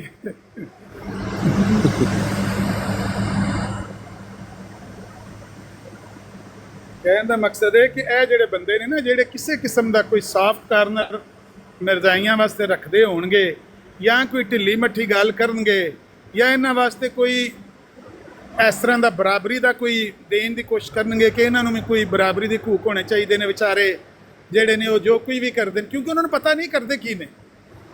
जदों उन्होंने ये पता लगेगा कि नबी अलैहिस्सलातु वस्सलाम दे दीन नूं खत्म करना चाहते हैं, अपनी मिर्जायत नूं दुनिया के उत्ते फैलाना चाहते हैं, नबी पाक की ज़ात नूं मजरू करके इस दज्जाल नूं, इस कज़ाब नूं सब तो उत्ते लैके जाना चाहते हैं। जिस वे लोगों को यह हकीकत लग जाएगी पता, तो कोई भी मुसलमान फिर वो जी नरमी करता ना, वो नहीं करन लगा। इन्हां नाल नरमी किहड़ी गल दी? ਅਸੀਂ नहीं कहते कोई बंदा इन्हां नूं मार देगा। आमर भाई ਤੁਹਾਨੂੰ थोड़ी नरमी करनी चाहिए है भाई। ਤੁਹਾਨੂੰ पता चंद दिन पहले एक नवा केस सामने आया। केड़ा? एक मरजाई आके आंदा अमर भाई ने कि मैं ਤੁਹਾਡਾ ਪੁੱਤਰ हां। अमर भाई आंदे ने मेरे ते घर ने तू हराम दा ही है फिर।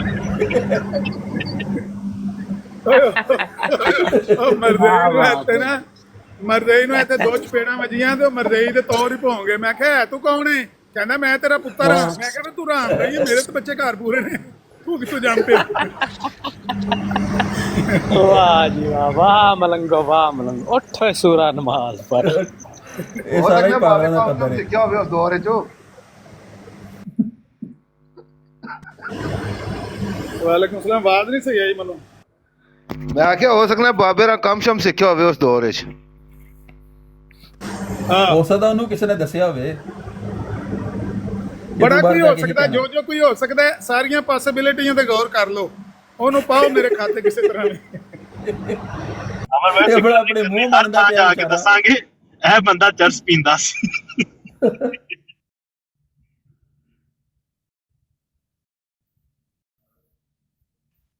ਉਮਰ ਕੁਝ ਨਹੀਂ ਲੱਗਦੀ।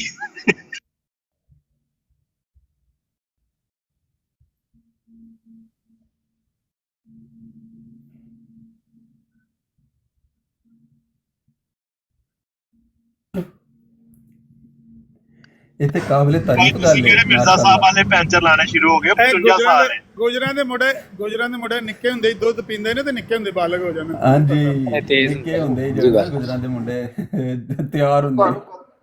ਮੌਲੀਆ ਤੁਹਾਨੂੰ ਪਤਾ ਹੋਣਾ ਚਾਹੀਦਾ ਹੈ ਮਸੀਹ ਮੌਤ ਦਾ ਦੌਰ ਹੈ ਤੇ ਉਹਦੇ ਦੌਰ ਵਿੱਚ ਨਾਬਾਲਗ ਬੱਚੇ ਵੀ ਨਬੂਵਤ ਦਾ ਦਾਵਾ ਕਰਨਗੇ ਤੇ ਕੰਮ ਹੀ ਕੋਈ ਨਹੀਂ ਉਹਦੇ ਮੁਕਾਬਲੇ 'ਚ।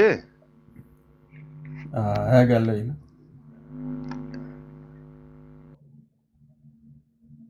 करो करो गल में आया एक मिनट करो। अच्छा गल तो सुनानी है, जरा स्क्रीन बड़ी करन दा यार अपना। जी जी यूएसबी स्क्रीन बड़ी कर ਤੁਹਾਨੂੰ ਗੱਲ ਸੁਣਾਣੀ ਹੈ।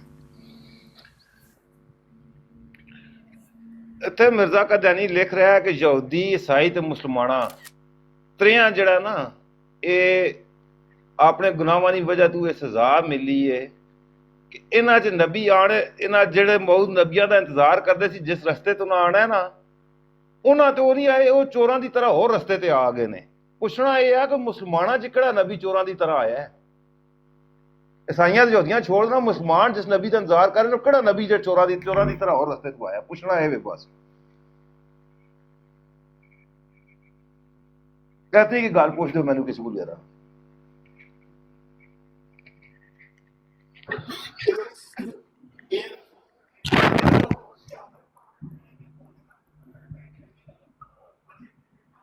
नहीं नहीं नहीं नहीं अबू बकर भाई इंज नहीं असा सिर्फ ये पूछना है कि बंदा कड़ा असा सिर्फ इतना आखना है फिर कि बंदा चोरा नहीं तरह आया बस और तो गल असा कोई नहीं ना करनी वो तो अपने अल्फाज असी उसकी तशरीह भी ना करते हैं जेड़ा नबी मिर्जाई मनते ने ना कि नबी मुसलमाना में चोरा की तरह आया है वो नबी वो दस हटन सानू बस असी उन्हें यही आखांगे चोरा की तरह आया बस इस तो ज्यादा गल असी नहीं करते आशिया राई तो असी करते ही नहीं ना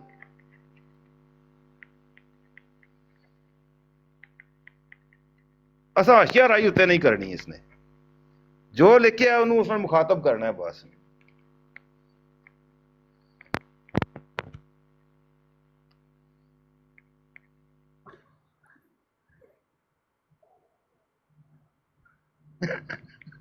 बुला लो किसी ने कोई जवाब देंदा ते नहीं तो शामी बड़ी अदालत पूछांगे जाके फिर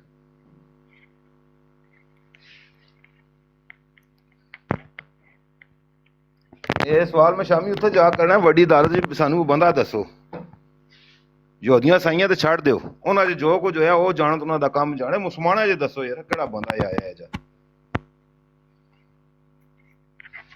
केड़े मौद नबी दा इंतजार कर रहे सी ते ओ चोरां दी तरह आया है ये दस हटन बस इतनी जी गल है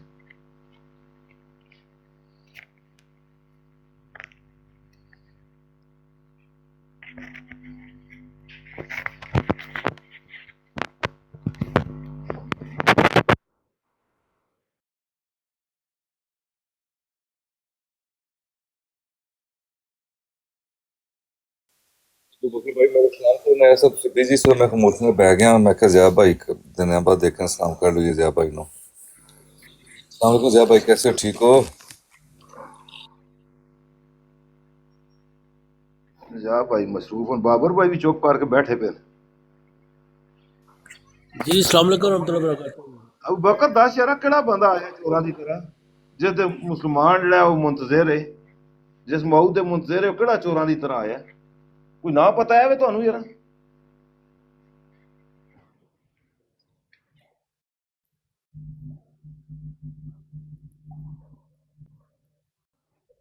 नहीं ना दसो ना पंचर तो लाना ही ना भारत तो पंचर नहीं लाना सिर्फ ना पता करना है बस शख्सियत ढूंढनी है ना भारत ये ही है जो है वे अपने मन च वादे वे इस असा पंचर लाने की जरूरत ही नहीं ना असा तो बंदा लभना आख सका तू चोरा की तरह आया है बस वो बंदा लभना है असा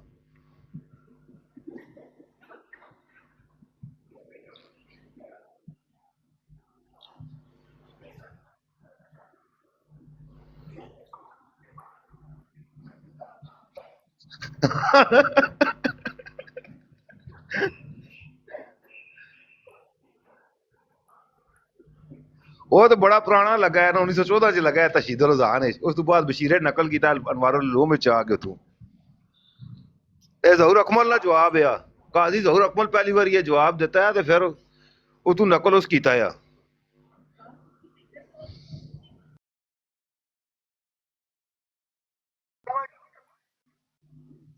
अच्छा पंचर उते दलील पढ़ी है तू को नहीं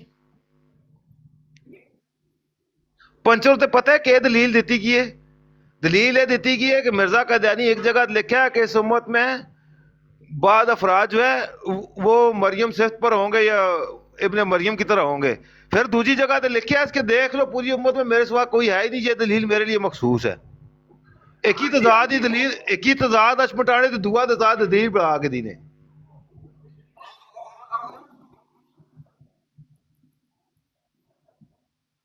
हाँ और ये भी एक तजाद है भी की जगह लिखना है बाद अफराद है दूसरी जगह देखना मैं कला इसे तरह तजाद है की तजाद उत्ते दुआ तजाद दलील बन गई है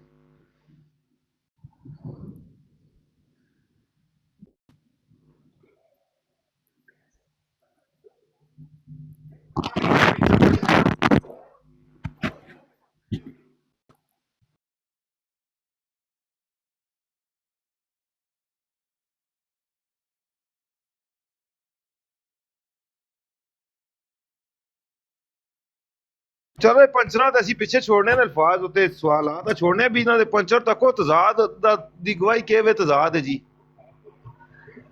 दलील के वे दुआ भी तजाद मौजूद हैं जी।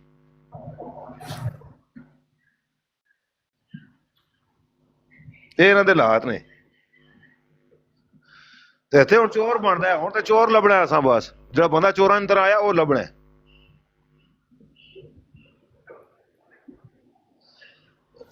ਇਹ ਤਾਂ ਹੁਣ ਸੈਣੀ ਸਾਹਿਬ ਦੀ ਬਰਾੜ ਤੇ ਮੈਂ ਸ਼ਾਮੀ ਲੱਭਾਂਗਾ ਵੀ ਮੈਂ ਬੰਦਾ ਲੱਭ ਕੇ ਦਿਓ ਚੋਰਾਂ ਅੰਦਰ ਜਿਹੜਾ ਆਇਆ। ਅੱਛਾ ਕੀ ਬਾਤ ਹੈ, ਕੀ ਲਿਖਿਆ ਇੱਥੇ ਲਿਖਿਆ ਅਮਰ ਭਾਈ ਕਿ ਮੁਸਲਮਾਨ, ਈਸਾਈ ਔਰ ਯਹੂਦੀ ਤਿੰਨਾਂ ਨੂੰ ਇਹਨਾਂ ਦੇ ਗੁਨਾਹਾਂ ਦੀ ਸਜ਼ਾ ਮਿਲੀ ਹੈ ਕਿ ਜਿਸ ਮੌਤ ਦੇ ਮੁੰਤਜ਼ਰ ਹੈ ਨਾ, ਔਰ ਜਿਸ ਰਾਸਤੇ ਤੋਂ ਆਣੇ ਨੇ ਮੁੰਤਜ਼ਰ ਹੈ, ਉਹ ਨਬੀ ਉਹ ਮੌਤ ਉਸ ਰਸਤੇ ਤੋਂ ਨਹੀਂ ਆਇਆ, ਚੋਰਾਂ ਦੀ ਤਰ੍ਹਾਂ ਹੋਰ ਰਸਤੇ ਤੋਂ ਆ ਗਿਆ। तो मैं सवाल इतना जा पूछ लिया भी यहूदियां ते ईसाइयां छोड़न, उन्हां दा अपना मसला है।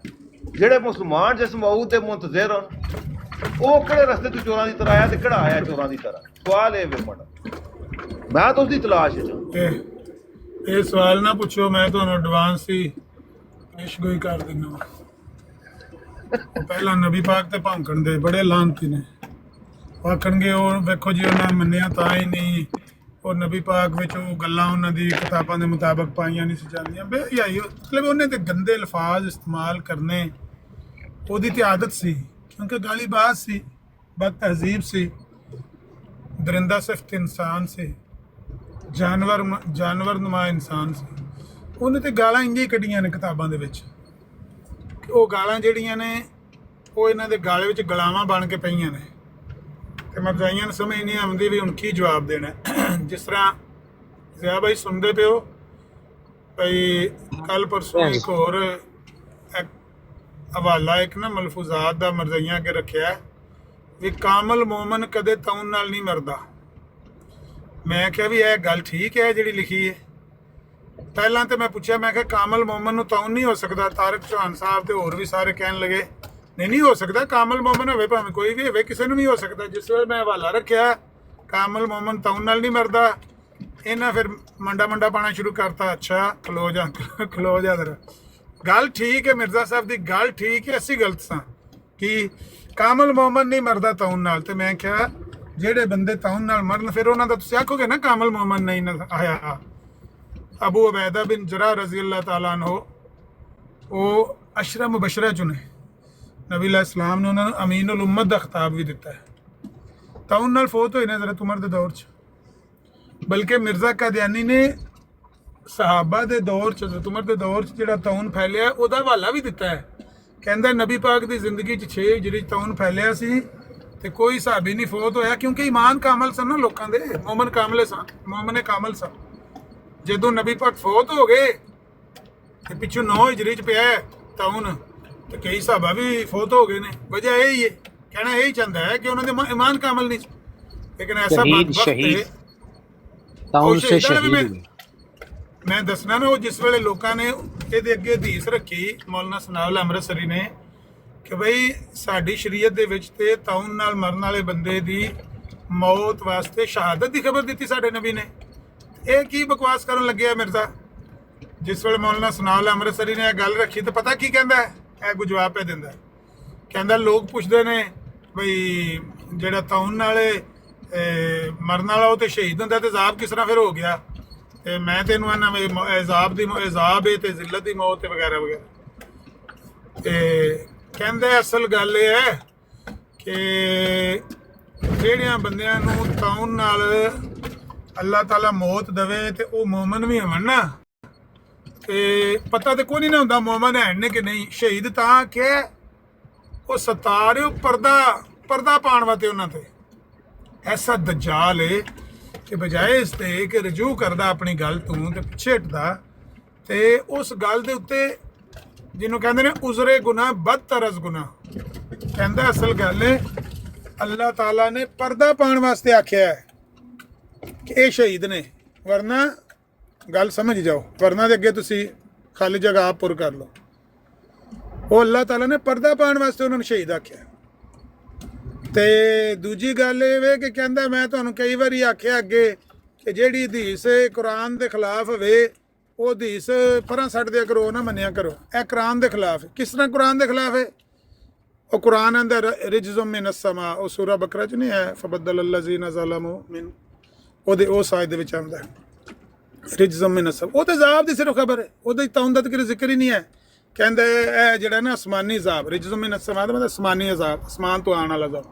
ਕਹਿੰਦੇ ਇਹਨੂੰ ਅਸਮਾਨ ਤੋਂ ਆਉਣ ਵਾਲਾ ਜ਼ਾਬ ਕਰਾਰ ਦਿੱਤਾ ਹੈ, ਤੇ ਉਹ ਤਾਉਨ ਵਗੈਰਾ ਨੇ ਇਹ ਰਿਜਜ਼ਮ ਮਿਨ ਅਸਮਾਨ ਹੈ। ਤੇ ਇਹਦੇ ਨਾਲ ਮਰਨ ਵਾਲਾ ਬੰਦਾ ਜਿਹੜਾ ਉਹ ਸ਼ਹੀਦ ਕਿਸ ਤਰ੍ਹਾਂ ਹੋ ਸਕਦਾ? ਹਦੀਸ ਦਾ ਇਨਕਾਰ ਕਰ ਛੜਿਆ, ਸਹਾਬੀ ਰਸੂਲ ਨੂੰ ਅਸ਼ਰਾ ਮੁਬਸ਼ਰਾ। ਫਿਰ ਇਹ ਮਿਰਜ਼ਾਈ ਉੱਥੇ ਤੇ ਸਿੱਧਾ ਹੀ ਲੰਬੇ ਹੀ ਲੇਟ ਗਏ ਨੇ, ਇਹਨਾਂ ਆਖਿਆ ਨਹੀਂ ਅਸ਼ਰਾ ਮੁਬਸ਼ਰਾ ਵਾਲੀ ਤੇ ਗੱਲ ਹੀ ਛੱਡ ਦਿਓ, ਅਸ਼ਰਾ ਮੁਬਸ਼ਰਾ ਤੇ ਕੋਈ ਵੀ ਨਹੀਂ ਹੈ। ਤਾਰਕ ਚੌਹਾਨ ਆਖਿਆ ਦੂਜੇ ਤੇ ਮੋਏ ਮੱਕੇ ਨੇ, ਦੂਜੇ ਤੇ ਜਿਹੜੇ ਨੇ ਉਹਨਾਂ ਦੇ ਤੇ ਲਾਸ਼ਾਂ ਨੇ, ਉਹਨਾਂ ਤੇ ਬੋਲਣਾ ਚੱਲਣਾ ਹੀ ਕੋਈ ਨਹੀਂ ਹੁੰਦਾ। ਛਿੱਤਰ ਖਾਂਦੇ ਨੇ, ਸ਼ਾਮੀ ਟੋਕਰਾ ਭਰ ਕੇ ਲੈ ਕੇ ਘੱਟ ਉੜ ਜਾਂਦੇ ਨੇ।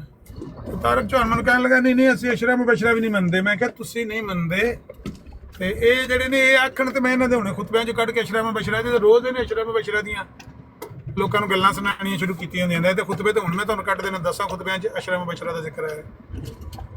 ਇਹ ਬੋਲਦੇ ਕੋਈ ਨਹੀਂ ਸਨ।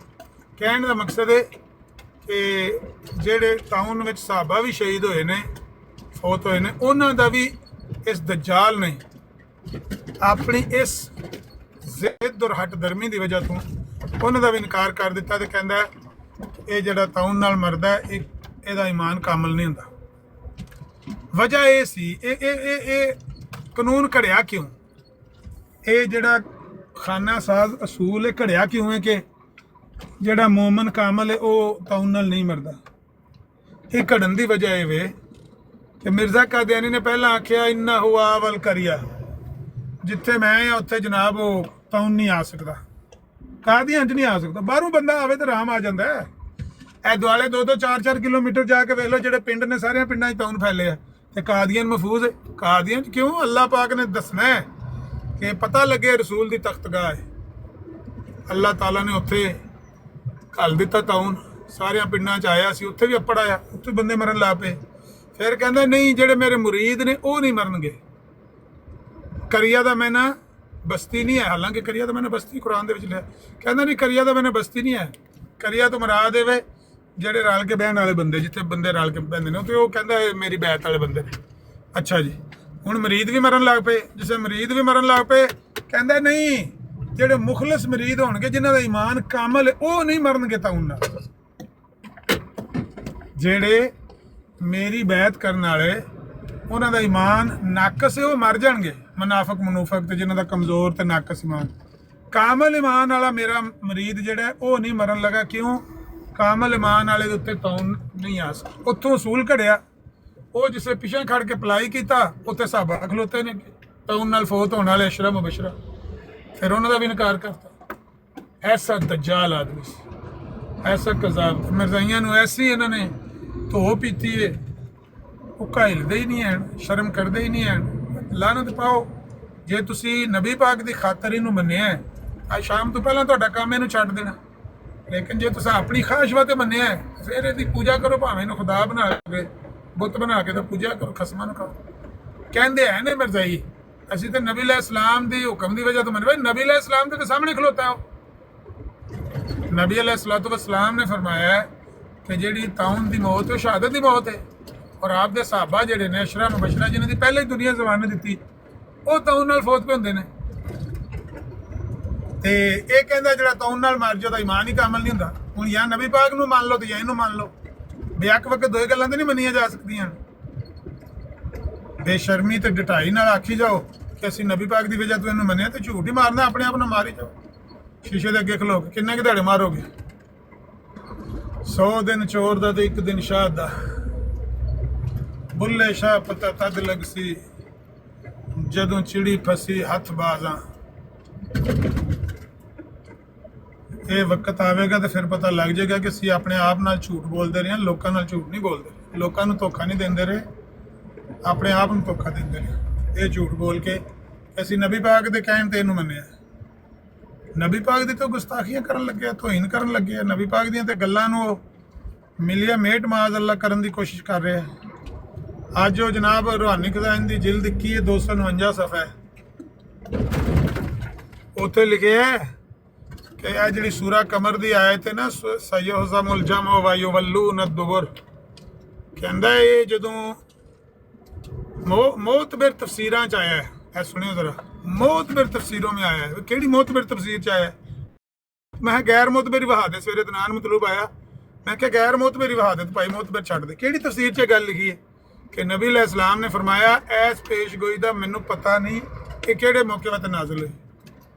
ਕੁਰਾਨ ਦੀ ਆਇਤ ਨਾਜ਼ਿਲ ਹੋ ਗਈ ਹੈ ਤੇ ਨਬੀ ਪਾਕ ਪੇ ਫਰਮਾਉਂਦੇ ਨੇ ਮੈਨੂੰ ਨਹੀਂ ਪਤਾ ਕਿ ਪੇਸ਼ਗੋਈ ਕਿਹੜੇ ਮੌਕੇ ਵਾਸਤੇ। ਝੂਠ ਬੋਲਿਆ, ਸਾਫ਼ ਝੂਠ ਬੋਲਿਆ। ਸਯੁਹਜ਼ਮੁਲ ਜਮੁ व युवल्लून दुबर। ਇਹ ਤੇ ਹਜ਼ਰਤ ਉਮਰ ਕਹਿੰਦੇ ਨੇ ਕਿ ਜਦੋਂ ਇਹ ਆਇਤ ਨਾਜ਼ਿਲ ਹੋਈ ਸੀ ਤੇ ਮੈਂ ਸੋਚਦਾ ਸਾਂ ਇਹਦਾ ਕੀ ਮਤਲਬ, ਯਾਨੀ ਉਹ ਕੌਣ ਦਾ ਕਿਹੜਾ ਜਥੇਦਾਰ। ਹਕੀਕਤ ਇਹ ਮੱਕਾ ਦੇ ਵਿੱਚ ਨਾਜ਼ਿਲ ਹੋਈ ਹੈ ਤੇ ਜਦੋਂ ਮੱਕਾ ਵਾਲੇ ਬੜਾ ਨਾਜ਼ ਕਰਦੇ ਸਨ ਵੀ ਤੁਸੀਂ 4 ਬੰਦੇ ਹੋ ਟੋਟਲ ਤੇ ਤੁਸੀਂ ਕੀ ਮਤਲਬ ਤੁਹਾਡਾ ਦੀਨ ਕਿੰਨਾ ਕੁ ਫੈਲਣਾ ਹੈ। ਵੇਖੋ ਇੱਥੇ ਸਰਦਾਰ ਸਾਰੇ ਵਾਦੀ ਦੇ ਇੱਧਰ ਬੈਠੇ ਨੇ, ਤੁਸੀਂ ਥੋੜੇ ਜਿਹੇ ਬੰਦੇ ਹੋ, ਚੰਦ ਇੱਕ ਲੋਕ ਹੋ। ਇਹ ਉਦੋਂ ਅੱਲਾਹ ਤਾਲਾ ਨੇ ਆਇਤਾਂ ਨਾਜ਼ਿਲ ਕੀਤੀਆਂ ਸੀ ਕਿ ਇਹ ਜਿਹੜਾ ਜੱਥਾ ਬਣਿਆ ਨਾ, ਲਸ਼ਕਰ ਬਣਿਆ, ਸਰਦਾਰ ਬਣੇ ਨੇ, ਇਹ ਕੰਡ ਦੇ ਕੇ ਭੱਜੇਗਾ। ਜਦੋਂ ਨਬੀ ਅਲੈਹਿਸ ਸਲਾਮ ਬਦਰ ਦੇ ਦਿਨ ਅੱਲਾਹ ਤਾਲਾ को रो रो के दुआ कर रहे सन ਤੇ ਹਜ਼ਰਤ ਅਬੂ ਬਕਰ ਸਦੀਕ ਰਜ਼ੀ ਅੱਲਾਹ ਤਾਲਾ ਨੂੰ ਆਏ ਨੇ ਤੇ ਉਹਨਾਂ ਆਖਿਆ ਯਾ ਰਸੂਲ ਅੱਲਾਹ ਤਾਲਾ ਨੇ ਖੁਸ਼ਖਬਰੀਆਂ ਦਾ ਤੇ ਵਾਅਦਾ ਕੀਤਾ ਹੈ ਤੇ ਆਪਣੀ ਤੁਸੀਂ ਵੇਖੋ ਰੋ ਰੋ ਕੇ ਆਪਣੀ ਹਾਲਤ ਕੀ ਕਰ ਲਈ, ਅੱਲਾਹ ਬਿਹਤਰ ਕਰੇਗਾ। ਉਹਨਾਂ ਨੇ ਚਾਦਰ ਨਬੀ ਅਲੈਹਿਸ ਸਲਾਮ ਦੀ ਜਿਹੜੀ ਸੀ ਨਾ ਕੰਬਲ ਵਗੈਰਾ ਉਹ ਥੋੜਾ ਮੋਢੇ ਤੋਂ ਸਿਰਕਿਆ ਸੀ, ਉਹਨਾਂ ਉੱਤਾਂ ਕੀਤਾ ਤੇ ਨਬੀ ਪਾਕ ਨੇ ਖੈਮੇ 'ਚ ਬਾਹਰ ਪੈਰ ਰੱਖਿਆ ਤੇ ਜ਼ੁਬਾਨ ਤੇ ਇਹ ਆਇਤ ਜਾਰੀ ਸੀ, ਇਹ ਆਇਤ ਦੀ ਤਲਾਵਤ ਜਾਰੀ ਸੀ ਸਯੁਹਜ਼ਮੁਲ ਜਮੁ व युवल्लून दुबर। ਕਿ ਇਹ ਹੁਣੇ ਇਹ ਜਿਹੜਾ ਜੱਥਾ ਹੈ ਇਹ ਪਿੱਠ ਦੇ ਬਲ ਦੌੜੇਗਾ ਇੱਥੋਂ। ਇਹ ਨਹੀਂ ਕਿ ਨਬੀ ਪਾਕ ਨੂੰ ਕੋਈ ਡਾਊਟ ਸੀ, ਇਹ ਨਹੀਂ ਕਿ ਨਬੀ ਪਾਕ ਡਰ ਰਹੇ ਸਨ, ਬਲਕਿ ਇੰਨਾ ਕਾਨਫੀਡੈਂਸ ਸੀ ਕਿ ਇਹੋ ਹੀ ਆਇਤ ਉਸ ਵੇਲੇ ਤਲਾਵਤ ਕਰ ਰਹੇ ਸਨ ਸਯੁਹਜ਼ਮੁਲ ਜਮੁ व युवल्लून दुबर। ਇਹ ਜੱਥਾ ਜਿਹੜਾ ਸਾਨੂੰ ਮਾਰਨ ਆਇਆ ਹੁਣੇ ਇੱਥੋਂ ਪਿੱਠ ਦੇ ਕੇ ਦੌੜੇਗਾ ਇਨਸ਼ਾ। ਲੇਕਿਨ ਇਸ ਦਜਾਲ ਨੇ ਪਾਕ ਦੀ ਕੀ ਤੁਮਤਾਂ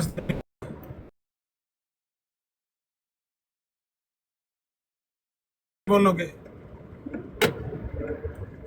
ਇੰਤਜ਼ਾਰ ਕਰੋ ਉਸ ਦਿਨ ਦਾ। ਮੇਰਾ ਯਾਰ ਸੀ ਪਾਕਿਸਤਾਨ, ਕਹਿੰਦਾ ਸੀ ਉਹ ਜਿਸੇ ਲੋਟਾ ਲੈ ਕੇ ਸਿਰ 'ਚ ਪਾਣੀ ਪਾਉਂਦੇ ਨੇ ਨਾ ਤੇ ਆਂਦੇ ਨੇ ਅਸ਼ਹਦੁ ਅੱਲਾ ਇਲਾਹਾ ਇल्लल्लाह व ਅਸ਼ਹਦੁ ਅੰਨਾ ਮੁਹੰਮਦਨ ਅਬਦੁਹੂ व ਰਸੂਲੁਹੂ। ਕਹਿੰਦਾ ਪਤਾ ਉਸ ਵੇਲੇ ਲੱਗਦਾ ਓਹੋ ਗਲਤ ਹੀ ਹੋਇਆ ਕੰਮ, ਭੁਲੇਖਾ ਹੀ, ਜਾਣ ਬੁੱਝ ਕੇ ਆਪਣੀ ਉਮਰ ਗਵਾ ਆ, ਬੇੜਾ ਹੀ ਗਰਕ ਕਰਕੇ ਟੁਰਾ।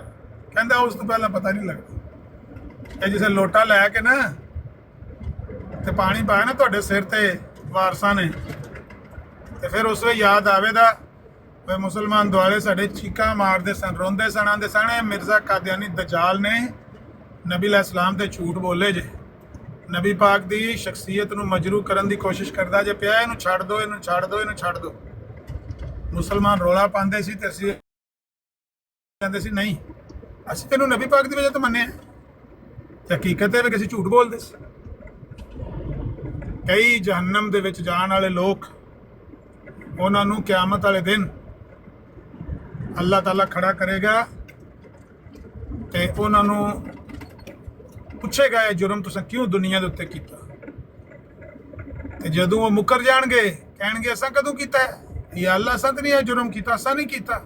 ਜਿਹੜਾ ਥਾਣੇ ਮਾਰ ਪੈਂਦੀ ਹੈ ਪਤਾ ਵੀ ਹੁੰਦਾ ਇਹਨਾਂ ਮਨਾ ਲੈਣਾ, ਪਤਾ ਵੀ ਹੁੰਦਾ ਸ਼ਹਾਦਤਾਂ ਮੌਜੂਦ ਨੇ, ਪਤਾ ਵੀ ਹੁੰਦਾ ਫਿੰਗਰਪ੍ਰਿੰਟ ਆ ਗਏ ਨੇ, ਖੁਰਾ ਨਿਕਲ ਆਇਆ, ਮੈਂ ਫੜਿਆ ਗਿਆ। ਲੇਕਿਨ ਚੋਰ ਜਿਹੜਾ ਮਾਰ ਖਾਂਦਾ ਇਹ ਆਂਦੇ ਨੇ ਅੱਲਾਹ ਦੀ ਕਸਮ ਮੈਂ ਨਹੀਂ ਕੀਤੀ, ਅੱਲਾਹ ਦੀ ਕਸਮ ਮੈਂ ਨਹੀਂ ਕੀਤੀ। ਕਿਆਮਤ ਵਾਲੇ ਦਿਨ ਵੀ ਆਖਣਗੇ ਕਈ ਮੁਜਰਮ ਯਾ ਅੱਲਾਹ ਅਸਾਂ ਨਹੀਂ ਕੀਤਾ, ਅਸਾਂ ਨਹੀਂ ਕੀਤਾ। ਅੱਲਾਹ ਤਾਲਾ ਫਰਮਾਉਂਦਾ ਇਹ ਅਜ਼ਾ ਜਿਹੜੇ ਨੇ ਨਾ ਇਹ ਬੋਲ ਕੇ ਗਵਾਹੀ ਦੇਣਗੇ, ਹੱਥ ਬੋਲ ਕੇ ਗਵਾਹੀ ਦੇਣਗੇ, ਪੈਰ ਬੋਲ ਕੇ ਗਵਾਹੀ ਦੇਣਗੇ, ਅੱਖਾਂ ਬੋਲ ਕੇ ਗਵਾਹੀ ਦੇਣਗੀਆਂ, ਜ਼ੁਬਾਨ ਬੋਲ ਕੇ ਗਵਾਹੀ ਦੇਗੀ ਕਿ ਬਿਲਕੁਲ ਇਹਨੇ ਜੁਰਮ ਕੀਤਾ, ਬਿਲਕੁਲ ਅਸੀਂ ਗਵਾਹ ਹਾਂ। ਉਹ ਬੰਦਾ ਆਖੇਗਾ ਕਿ ਤੁਸੀਂ ਕਿਉਂ ਬੋਲਦੇ ਹੋ ਪਏ, ਉਹ ਤੁਸੀਂ ਵੀ ਤਾਂ ਮੇਰੇ ਨਾਲ ਹੀ ਦੋਜ਼ਖ ਵਿੱਚ ਸੜਨਾ ਹੈ, ਤੁਸੀਂ ਕਿਉਂ ਬੋਲਦੇ ਹੋ। ਉਹ ਆਖਣਗੇ ਅਸੀਂ ਨਹੀਂ ਬੋਲਦੇ, ਸਾਨੂੰ ਤਾਂ ਰੱਬ ਬੁਲਾ ਰਿਹਾ, ਸਾਨੂੰ ਰੱਬ ਬੁਲਵਾ ਰਿਹਾ ਤੇ ਬੋਲਣਾ ਤਾਂ ਅਸੀਂ ਵੀ ਨਹੀਂ ਚਾਹੁੰਦੇ, ਪਰ ਇਹ ਰੱਬ ਦਾ ਹੁਕਮ ਹੈ ਜਾਂ ਰੱਬ ਦੀ ਤਾਕਤ ਹੈ, ਕੁਦਰਤ ਹੈ। ਸੋ ਇਹੋ ਜਿਹੇ ਬਦਬਖਤ ਜਿਹੜੇ ਇਸ ਉਮੀਦ ਤੇ ਨੇ ਕਿ ਅਸੀਂ ਕੱਲ੍ਹ ਨੂੰ ਕਿਆਮਤ ਵਾਲੇ ਦਿਨ ਕੋਈ ਅੱਲਾ ਨੂੰ ਫਰਾਡ ਲਾ ਲਾਂਗੇ, ਉਹ ਇਸ ਦੁਨੀਆ ਦੇ ਉੱਤੇ ਮਾਰੀ ਜਾਣ ਝੂਠ ਤੇ ਆਖਣ ਅਸੀਂ ਮਿਰਜ਼ੇ ਨੂੰ ਨਬੀ ਪਾਕ ਦੀ ਵਜ੍ਹਾ ਤੋਂ ਮੰਨੇ। ਨਬੀ ਪਾਕ ਦੇ ਉਹ ਖਿਲਾਫ ਖਲੋਤਾ ਹੈ ਤੇ ਇਹ ਆਂਦੇ ਨੇ ਸੀ ਨਬੀ ਪਾਕ ਦੀ ਵਜ੍ਹਾ ਤੋਂ ਬੰਨਿਆ। ਬੇਹਯਾਈ ਨਹੀਂ ਤੇ ਹੋਰ ਕੀ ਹੈ, ਆਪਣੇ ਆਪ ਨਾਲ ਧੋਖਾ ਤੇ ਦਜਲ ਨਹੀਂ ਤੇ ਹੋਰ ਕੀ ਹੈ।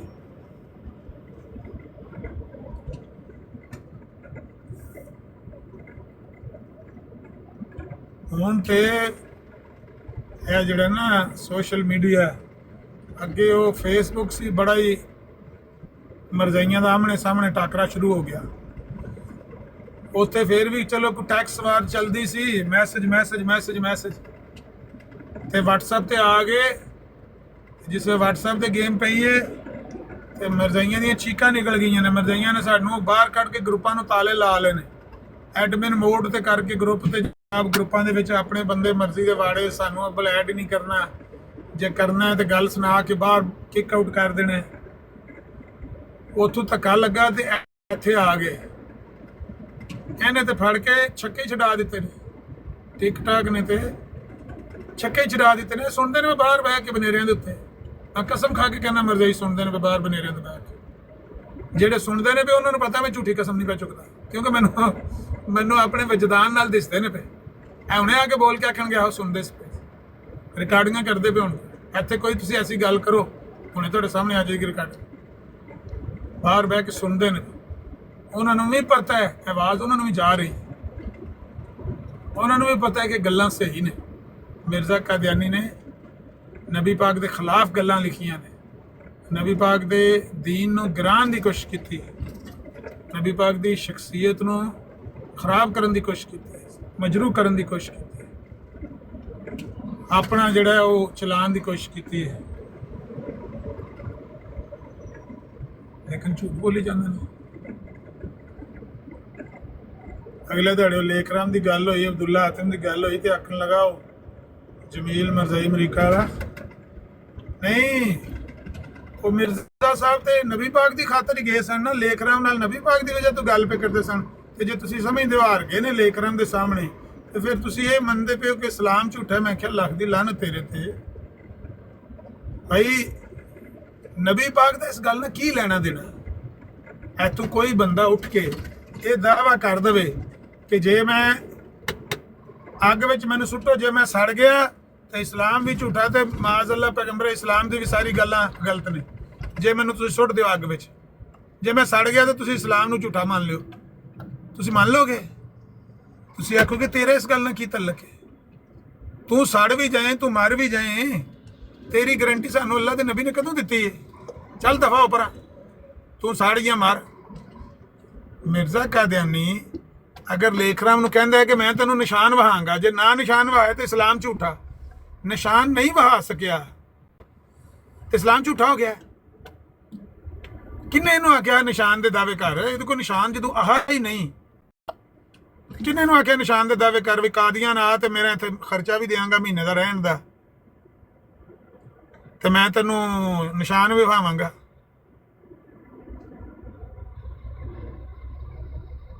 ਹਾਂਜੀ, ਜਦੋਂ ਉਹ ਆ ਗਿਆ ਤੇ ਫਿਰ ਕਰਨਾ ਸੀ ਨਿਸ਼ਾਨ ਉਹਨੂੰ ਪੇਸ਼। ਜੇ ਨਹੀਂ ਕਰ ਸਕਿਆ ਤੇ ਇਹਦੇ ਚ ਨਬੀ ਪਾਕ ਦਾ ਕੀ ਕਸੂਰ ਹੈ ਤੇ ਇਸਲਾਮ ਦਾ ਕੀ ਕਸੂਰ ਹੈ? ਅਗਲੇ ਦਿਨ ਨਾ ਮੁਆਹਦਾ ਮੈਂ ਖੋਲਿਆ ਉਹਦਾ, ਇਹ ਲੇਖਰਾਮ ਦੇ ਤੇ ਮਿਰਜ਼ਾ ਕਾਦੀਆਨੀ ਦੇ ਦਰਮਿਆਨ ਮੁਆਹਦਾ ਹੋਇਆ। ਕੀ ਮੁਆਹਦਾ ਹੋਇਆ? ਮੁਆਹਦਾ ਇਹ ਹੋਇਆ ਕਿ ਮਿਰਜ਼ਾ ਕਾਦੀਆਨੀ ਪੇਸ਼ਗੋਈ ਕਰੇਗਾ, ਜੇ ਉਹ ਪੇਸ਼ਗੋਈ ਨਿਕਲੀ ਸੱਚੀ ਤੇ ਲੇਖਰਾਮ ਮਿਰਜ਼ਾ ਕਾਦੀਆਨੀ ਦਾ ਮਜ਼ਹਬ ਕਬੂਲ ਕਰੇਗਾ ਤੇ ਮਿਰਜ਼ੇ ਦੇ ਹੱਥੇ ਬੈਅਤ ਕਰੇਗਾ, ਤੇ ਜੇ ਉਹਨੇ ਨਾ ਕਬੂਲ ਕੀਤਾ ਤਾਂ ਕਮ ਅਜ਼ ਕਮ 300 ਰੁਪਇਆ ਜੁਰਮਾਨਾ ਦੇਗਾ। ਇਸ ਤਰ੍ਹਾਂ ਦੀ ਕੋਈ ਸ਼ਰਤ, 300 350 ਰੁਪਏ ਦਾ। ਤੇ ਜੇ ਉਹ ਪੇਸ਼ਗੋਈ ਨਿਕਲੀ ਝੂਠੀ ਮਿਰਜ਼ਾ ਕਾਦੀਆਨੀ ਦੀ, ਤੇ ਮਿਰਜ਼ਾ ਕਾਦੀਆਨੀ ਹਿੰਦੂ ਹੋ ਜਾਏਗਾ, ਆਰੀਆ ਧਰਮ ਕਬੂਲ ਕਰ ਲੇਗਾ, ਤੇ ਜੇ ਇਹਨੇ ਨਾ ਕਬੂਲ ਕੀਤਾ ਤੇ ਉਹ ਪੈਸੇ ਉਹਨਾਂ ਜੁਰਮਾਨਾ ਵੀ ਦੇਗਾ। ਇਹ ਸ਼ਰਤ ਤੈਅ ਹੋਈ ਹੈ। ਲਓ ਜੀ, ਅੱਗੇ ਲਿਖਿਆ ਉਹ ਫਿਰ ਜਦੋਂ ਪੇਸ਼ਗੋਈ ਮਿਰਜ਼ਾ ਕਾਦੀਆਨੀ ਨੇ ਪੇਸ਼ਗੋਈ ਕੀਤੀ ਤੇ ਲੇਖਰਾਮ ਹੀ ਮਰ ਗਿਆ। ਬਈ ਪੇਸ਼ਗੋਈ ਤੇ ਇਸ ਗੱਲ ਕੀਤੀ ਸੀ ਬਈ ਇਹਦੇ ਤੇ ਖਾਰ ਕੇ ਆਦਤ ਜ਼ਾਬ ਨਾਜ਼ਲ ਹੋਵੇਗਾ, ਇਹ ਇਸਲਾਮ ਕਬੂਲ ਕਰੇਗਾ ਜਾਂ ਮਿਰਜ਼ਾਈਅਤ ਕਬੂਲ ਕਰੇਗਾ, ਮਿਰਜ਼ਾ ਕਾਦੀਆਨੀ ਦਾ ਮਜ਼ਹਬ ਕਬੂਲ ਕਰੇਗਾ। ਪੇਸ਼ਗੋਈ ਤੇ ਇਸ ਗੱਲ ਕੀਤੀ, ਕਹਿੰਦੇ ਪੇਸ਼ਗੋਈ ਕੀਤੀ ਉਹ ਮਾਰ ਹੀ ਗਿਆ। ਮੈਂ ਕਿਹਾ ਜੀ अस्सलाम वालेकुम जी, ਸੁਭਾਨ ਅੱਲਾਹ। अस्सलाम वालेकुम अमर भाई। ਅੱਛਾ, ਐਸ ਪੇਸ਼ਨ ਗੋਈ ਦੀ ਮੈਨੂੰ ਅੱਜ ਸਮਝ ਆਈ, ਜਿਹੜੀ ਤੁਸੀਂ ਐਂਡ ਵਾਲੀ ਗੱਲ ਹੈ ਨਾ ਹੁਣ ਦੱਸੀ ਹੈ, ਇਹ ਅੱਜ ਮੈਨੂੰ ਟੋਟਲ ਸਮਝ ਆਈ ਹੈ ਕਿ ਇਸ ਦਾ ਪਸੇ ਮੰਦਰ ਕੀ ਸੀ।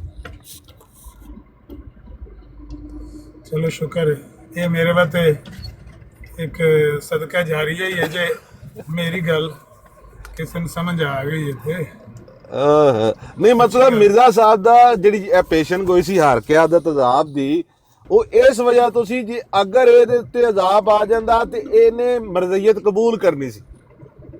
ਅਗਰ ਇਹ ਨਾ ਹੁੰਦੀ ਤਾਂ ਮਿਰਜ਼ਾ ਸਾਹਿਬ ਨੇ ਹਿੰਦੂ ਹੋਣਾ ਸੀ। ਇਹਦੇ ਚ ਮੌਤ ਵਾਲਾ ਕੋਈ ਕਨਸੈਪਟ ਹੀ ਨਹੀਂ। ਮਿਰਜ਼ਾ ਦਾ ਮਜ਼ਹਬ ਕਬੂਲ ਕਰਨਾ ਸੀ। ਹਾਂਜੀ ਨਹੀਂ ਮੌਤ ਦਾ ਤਾਂ ਜ਼ਿਕਰ ਹੀ ਕੋਈ ਨਹੀਂ ਪੇਸ਼ ਗੋਈ ਚ, ਲਫ਼ਜ਼ ਹੀ ਨਹੀਂ ਹੈ ਮੌਤ ਦਾ। ਹਾਂ ਉਹ ਮਾਰ ਹੀ ਗਿਆ, ਜਿਹਨੂੰ ਬਿਮਾਰ ਕਰਕੇ ਤੇ ਸਾਬਤ ਕਰਨਾ ਸੀ ਬਈ ਸਾਡਾ ਮਜ਼ਹਬ ਸੱਚਾ ਹੈ, ਉਹ ਮਾਰ ਹੀ ਗਿਆ। ਤੇ ਉਹਨੂੰ ਕੀ ਸਾਬਤ ਕੀਤਾ? ਹੁਣ ਤਾਂ ਅਗਲੇ ਜਾਣੇ ਜਾ ਕੇ ਕੀ ਸਾਬਤ ਕਰੇਗਾ? ਇਸ ਦੁਨੀਆ ਤੋਂ ਕੀ ਸਾਬਤ ਕਰਨਾ ਸੀ? ਦਿਲ 'ਚ ਆਪਸ ਵਿੱਚ ਲੜਦੇ ਹੋ। ਸ਼ਰਤ ਇਹ ਲੱਗੀ ਸੀ ਪੇਸ਼ ਗੋਈ, ਪੈਸੇ ਉਹ 300 ਰੁਪਇਆ ਵੀ ਸ਼ਰਮਪਤ ਕੋ ਰਖਵਾਇਆ ਗਿਆ। ਇਹ 300 ਰੁਪਇਆ ਜੇ ਪੇਸ਼ ਗੋਈ ਸੱਚੀ ਨਿਕਲੀ ਤੇ ਉਹ ਮਿਰਜ਼ਾ ਦਾ ਮਜ਼ਹਬ ਕਬੂਲ ਕਰੇਗਾ, ਮਿਰਜ਼ਾ ਕਾਦੀਆਨੀ ਦਾ। ਤੇ ਜੇ ਝੂਠੀ ਨਿਕਲੀ ਤਾਂ ਮਿਰਜ਼ਾ ਕਾਦੀਆਨੀ ਉਹਦਾ ਮਜ਼ਹਬ ਕਬੂਲ ਕਰੇਗਾ, ਵਰਨਾ ਜੁਰਮਾਨਾ ਦੇਗਾ। ਸਮਝ ਗਏ ਹੋ? ਬਿਲਕੁਲ ਬਿਲਕੁਲ ਮਜ਼ਹਬ ਤੇ ਕੀ ਕਬੂਲ ਕਰਨਾ ਸੀ? ਬੰਦਾ ਹੀ ਜਾਂਦਾ ਰਿਹਾ, ਬੰਦਾ ਹੀ ਜਾਂਦਾ ਰਿਹਾ। ਮਜ਼ਹਬ ਕੀ ਕਬੂਲ ਕਰਨਾ ਸੀ?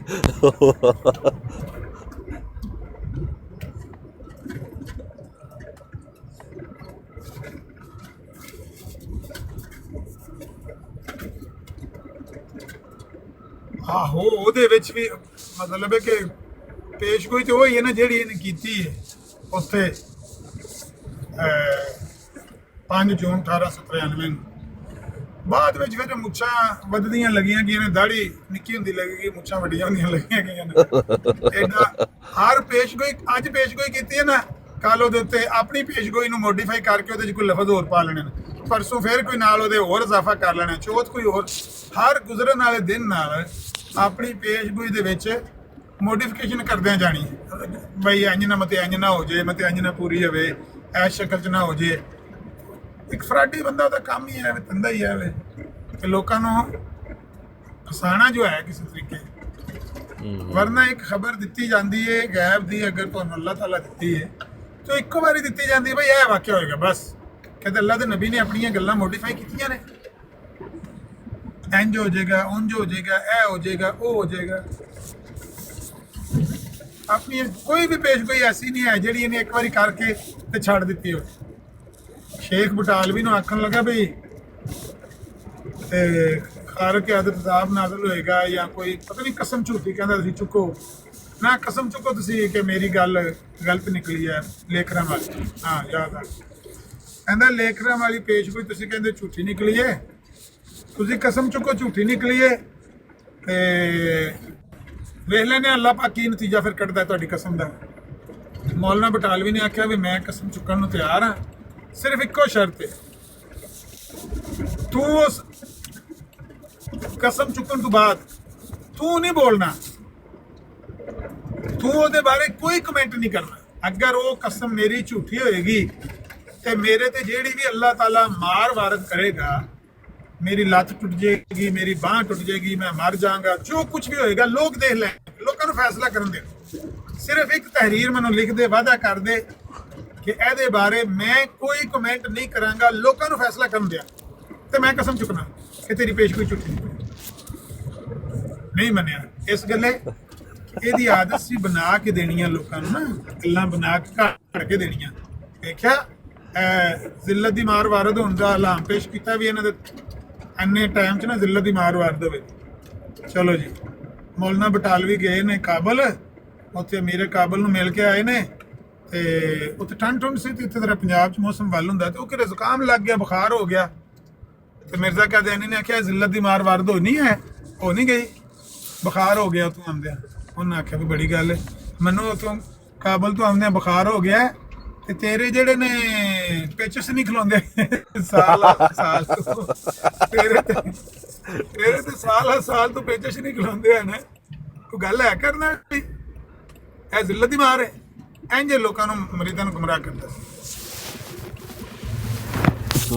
ਇੱਕ ਮਰੀਜ਼ ਨੇ ਆ ਕੇ ਆਖਿਆ ਕਿ ਸ਼ੇਖ ਬਟਾਲਵੀ ਨੂੰ ਅੱਜ ਸਟੇਸ਼ਨ ਤੇ ਵੇਖਿਆ ਨਾ, ਕੱਪੜੇ ਉਹਨਾਂ ਦੇ ਚਿੱਟੇ ਨਹੀਂ ਸਨ, ਸਾਫ ਸੁਥਰੇ ਉਜਲੇ ਕੱਪੜੇ ਨਹੀਂ ਸਨ ਉਹਨਾਂ ਨੇ ਪਾਏ। ਪਤਾ ਉਸ ਜ਼ਮਾਨੇ ਦੇ ਵਿੱਚ ਇਹ ਡਿਟਰਜੈਂਟਸ ਨਹੀਂ ਸਨ ਹੁੰਦੇ ਨਵੇਂ ਅਜੀਬੋ ਗਰੀਬ ਜਿਹੜੇ ਅੱਜ ਕੱਲ੍ਹ ਨਿਕਲੇ ਨੇ, ਤੇ ਉਹ ਜ਼ਨਾਨੀਆਂ ਨੀਲ ਲਾ ਕੇ ਨਾ ਚਿੱਟਾ ਕੱਪੜਾ ਧੋ ਕੇ ਸਾਬਣ ਨਾਲ ਤੇ ਉਹਨੂੰ ਨੀਲ ਲਾ ਕੇ ਮਾੜਾ ਜਿਹਾ ਉਸਮਾਨੀ ਜਿਹਾ ਕਲਰ ਕਰਦੇ ਤੇ ਨਾਲ ਥੋੜੀ ਜਿਹੀ ਚਮਕ ਆ ਜਾਂਦੀ ਸੀ।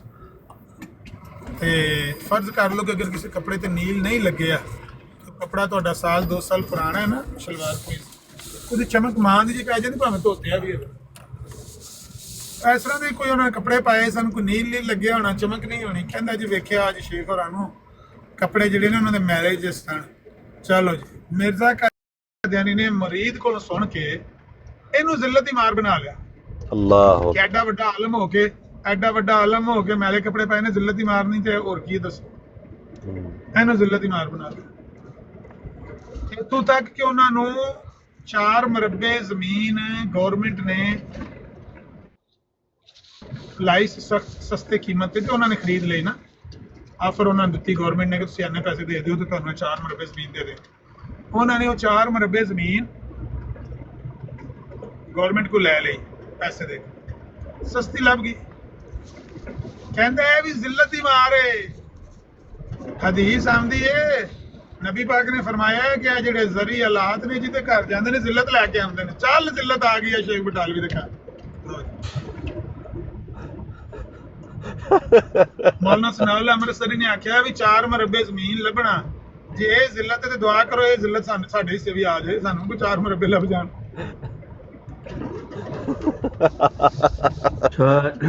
ਇਹ ਜਿਹੜੇ ਕੱਪੜੇ ਉਜਲੇ ਨਾ ਪਾਏ ਹੋਏ ਕਿਸੇ ਆਲਮ ਨੂੰ ਦੇਖ ਕੇ ਤੇ ਇਹ ਬਕਵਾਸ ਕਰਨਾ, ਤੇ ਮੈਂ ਕਹਿੰਦਾ ਆਜ਼ਮ ਚਿਸ਼ਤੀ ਸਾਹਿਬ ਨੇ ਕੀ ਫਰਮਾਇਆ, ਕਹਿੰਦੇ ਨੇ ਕਿ ਬੈਠਾ ਹੈ ਚਟਾਈ ਤੇ ਮਗਰ ਅਰਸ਼ ਨਸੀ ਹੈ।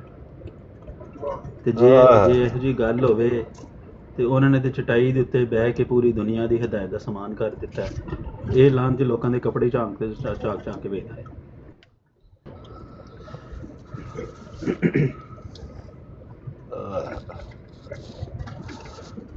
ਇਹ ਮੈਂ ਦੱਸਿਆ ਕਿ ਇਹਨਾਂ ਤੇ ਫੱਫੇ ਕੁੱਟਣ ਜ਼ਨਾਨੀਆਂ ਵੀ ਨਹੀਂ ਇਹੋ ਜਿਹੀਆਂ ਹਰਕਤਾਂ ਕਰਦੀਆਂ ਜਿੱਡੇ ਇਹ ਖੇਖਣ ਕਰਦਾ ਸੀ। ਇਹ ਫਲਾਣੇ ਦੇ ਕੱਪੜੇ ਨਹੀਂ ਸਹੀ ਹੈ, ਫਲਾਣੇ ਨੂੰ ਇਹ। ਅੱਛਾ ਜੀ, ਇੱਕ ਹੋਰ ਚੌਥੀ ਜ਼ਿਲਤ ਦੀ ਮਾਰ ਮੈਂ ਤੁਹਾਨੂੰ ਦੱਸਣਾ। ਅਰਬੀ ਦਾ ਨਾ ਇੱਕ ਲਿਖਦੇ ਆ ਤਹਿਰੀਰ, ਮਸਲਨ ਇਹ ਵਸੀਅਤ ਲਫ਼ਜ਼ ਵਸੀਅਤ, ਅਰਬੀ 'ਚ ਇਹਨੂੰ ਅਲ ਵਸੀਅਤ ਲਿਖੀਦਾ ਕਈ ਵਾਰੀ, ਅਲ ਵਸੀਅਤ, ਇਹ ਵਸੀਅਤ। ਇਹਨੂੰ ਕਹਿੰਦੇ ਨੇ ਲਾਮ ਦਾ ਸਿਲਾ। ਅਲ ਵਸੀਅਤ ਨੂੰ ਜਦੋਂ ਲਿਖਦੇ ਨੇ ਤੇ ਕਹਿੰਦੇ ਨੇ ਵਸੀਅਤ ਦੇ ਨਾਲ ਲਾਮ ਦਾ ਸਿਲਾ ਲੱਗਿਆ। ਇਸ ਤਰ੍ਹਾਂ ਦਾ ਕੋਈ ਲਫ਼ਜ਼ ਮੌਲਾਨਾ ਬਟਾਲਵੀ ਨੇ ਲਿਖਿਆ ਕਿਸੇ ਆਪਣੀ ਅਰਬੀ ਤਹਿਰੀਰ ਵਿੱਚ। ਅਰਬੀ ਲਿਖਦੇ ਸਨ, ਅਰਬੀ ਜਾਣਦੇ ਸਨ, ਤਾਂ ਉਹਨਾਂ ਕਿਹੜੇ ਕਿਸੇ ਤਹਿਰੀਰ ਦੇ ਵਿੱਚ ਕੋਈ ਲਫ਼ਜ਼ ਲਿਖਿਆ ਹੈ ਤਾਂ ਉਹਦੇ 'ਚ ਲਾਮ ਦਾ ਸਿਲਾ ਨਹੀਂ ਪਾਇਆ।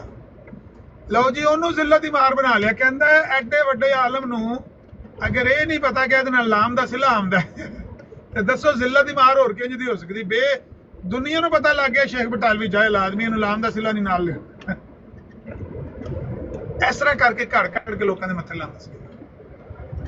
ਤੇ ਸ਼ੇਖ ਬਟਾਲਵੀ ਨੇ ਆਖਿਆ ਵੀ ਤੂੰ ਸਿਰਫ ਮੈਨੂੰ ਇੰਨੀ ਗਰੰਟੀ ਦੇ ਦੇ ਕਿ ਤੂੰ ਇਹਦੇ ਬਾਰੇ ਜ਼ਬਾਨ ਤੂੰ ਕੁਛ ਨਹੀਂ ਬੋਲੇਗਾ ਤੇ ਮੈਂ ਕਸਮ ਚੁੱਕਦੇ ਨਾ ਤੇਰੀ ਪੀਸ਼ ਕੋਈ ਝੂਠੀ ਨਿਕਲੀ। ਕਿਉਂਕਿ ਤੂੰ ਜਿਹੜੀਆਂ ਪਿੱਛੋਂ ਬੁੰਡੇ ਲਾਣੇ ਨੇ ਨਾ, ਤੇ ਮੇਰੀ ਕਸਮ ਚੁੱਕਣ ਦਾ ਵੀ ਫਾਇਦਾ ਕੋਈ ਨਹੀਂ ਹੋਣਾ, ਮੈਨੂੰ ਹੋਣਾ ਵੀ ਕੱਖ ਨਹੀਂ, ਤੇ ਤੂੰ ਲੋਕਾਂ ਨੂੰ ਆਣਾ ਕਸਮ ਝੂਠੀ ਚੁੱਕਣ ਦਾ ਇਹ ਨਤੀਜਾ ਨਿਕਲਿਆ, ਉਹ ਨਤੀਜਾ ਨਿਕਲਿਆ।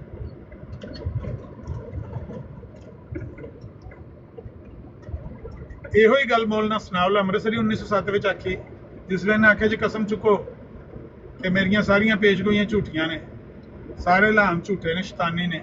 ਉਹਨਾਂ ਆਖਿਆ ਮੈਂ ਕਸਮ ਚੁੱਕ ਦੇਣਾ, ਮੈਨੂੰ ਦੱਸ ਦੇ ਮੈਨੂੰ ਹੋਵੇਗਾ ਕੀ, ਕਿਉਂਕਿ ਜੇ ਮੈਨੂੰ ਬੁਖਾਰ ਵੀ ਹੋ ਗਿਆ ਤੂੰ ਕਹਿਣਾ ਇਹ ਮੇਰੇ ਕਸਮ ਚੁੱਕਣ ਦੇ ਵਜ੍ਹਾ ਤੋਂ ਹੋਇਆ, ਝੂਠੀ ਕਸਮ ਚੁੱਕੀ ਸੀ ਸਜ਼ਾ ਆ ਗਈ ਸੀ। ਮੈਨੂੰ ਦੱਸ ਦੇ ਨਤੀਜਾ ਕੀ ਹੋਵੇਗਾ, ਮੈਂ ਕਸਮ ਹੁਣੇ ਚੁੱਕ ਦੇਣਾ। ਜਾ ਜਿੱਥੇ ਮਰਜ਼ੀ ਬਟਾਲੇ ਆ ਜਾ, ਲਾਹੌਰ ਆ ਜਾ, ਅੰਮ੍ਰਿਤਸਰ ਆ ਜਾ, ਜਿੱਥੇ ਮਰਜ਼ੀ ਆ ਜਾ, ਸਿਆਲਕੋਟ ਆ ਜਾ, ਮੈਂ ਕਸਮ ਚੁੱਕਣਾ ਸਾਰੀਆਂ ਤੇਰੀਆਂ ਪੇਸ਼ਗੋਈਆਂ ਝੂਠੀਆਂ ਨਿਕਲੀਆਂ ਨੇ, ਸਾਰੇ ਤੇਰੇ ਲਾਮ ਸ਼ੈਤਾਨੀ ਨੇ। ਸ਼ੈਤਾਨ ਤੈਨੂੰ ਧੋਖਾ ਦਿੰਦਾ ਵਾ, ਸ਼ੈਤਾਨ ਨਾਲ ਰਲ ਕੇ ਤੂੰ ਇਹ ਡਰਾਮਾ ਸ਼ੁਰੂ ਕੀਤਾ। ਇੱਕ ਵੀ ਤੇਰੀ ਗੱਲ ਸੱਚੀ ਨਹੀਂ ਅੱਜ ਤੱਕ ਨਿਕਲੀ। ਇਹ ਮੁਤਾਲਬਾ ਤਾਂ ਹੀ ਉਹ ਕਰਦੇ ਸੀ ਕਿਉਂਕਿ ਇਹ ਫਿਰ ਕੋਲੋਂ ਗੱਲਾਂ ਘੜ ਕੇ ਬਣਾ ਕੇ ਤੇ ਲੋਕਾਂ ਦੇ ਜ਼ਿੰਮੇ ਲਾਉਂਦਾ ਸੀ ਕਿ ਇਹ ਫਲਾਣਾ ਕੰਮ ਇਸ ਗੱਲੇ ਹੋਇਆ।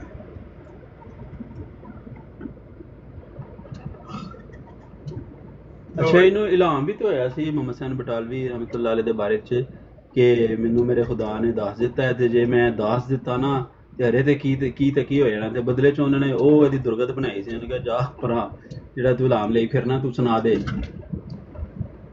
ਹਾਂਜੀ, ਮੰਜ਼ਰ ਇਲਹਾਮ ਤਹਿਰੀਕੇ ਖਤਮ ਨਬੂਵਤ ਦੀ ਜਿਹੜੀ ਕਿਤਾਬ ਹੈ ਉਹਦੀ ਪਹਿਲੀ ਜਿਲਦ 'ਚ ਪਿਆ ਮੰਜ਼ਰ ਇਲਹਾਮ। ਮੁਸ਼ਾਤ ਸੁਨਨਾ 'ਚ ਵੀ ਸ਼ੇਖ ਤਾਲਿਬ ਛਾਪਿਆ ਸੀ। ਤੇ ਮੈਨੂੰ ਇੱਕ ਮੰਜ਼ਰ ਇਲਹਾਮ ਹੋਇਆ ਹੈ। ਮੰਜ਼ਰ ਅਸਲ 'ਚ ਹੁੰਦਾ ਹੈ ਨਜ਼ੀਰ 'ਚੋਂ, ਜਿਸ ਤਰ੍ਹਾਂ ਡਰਾਉਣ ਵਾਲਾ ਖੌਫਨਾਕ ਜਿਹਾ ਇਲਹਾਮ ਹੋਇਆ ਹੈ ਤੁਹਾਡੇ ਬਾਰੇ। ਤੇ ਜੇ ਮੈਂ ਸ਼ਾਇਆ ਕਰ ਦੇਵਾਂ ਤੇ ਤੁਹਾਡੀ ਇਜਾਜ਼ਤ ਹੋਵੇ ਤੇ ਸ਼ਾਇਆ ਕਰ ਦੇਵਾਂ।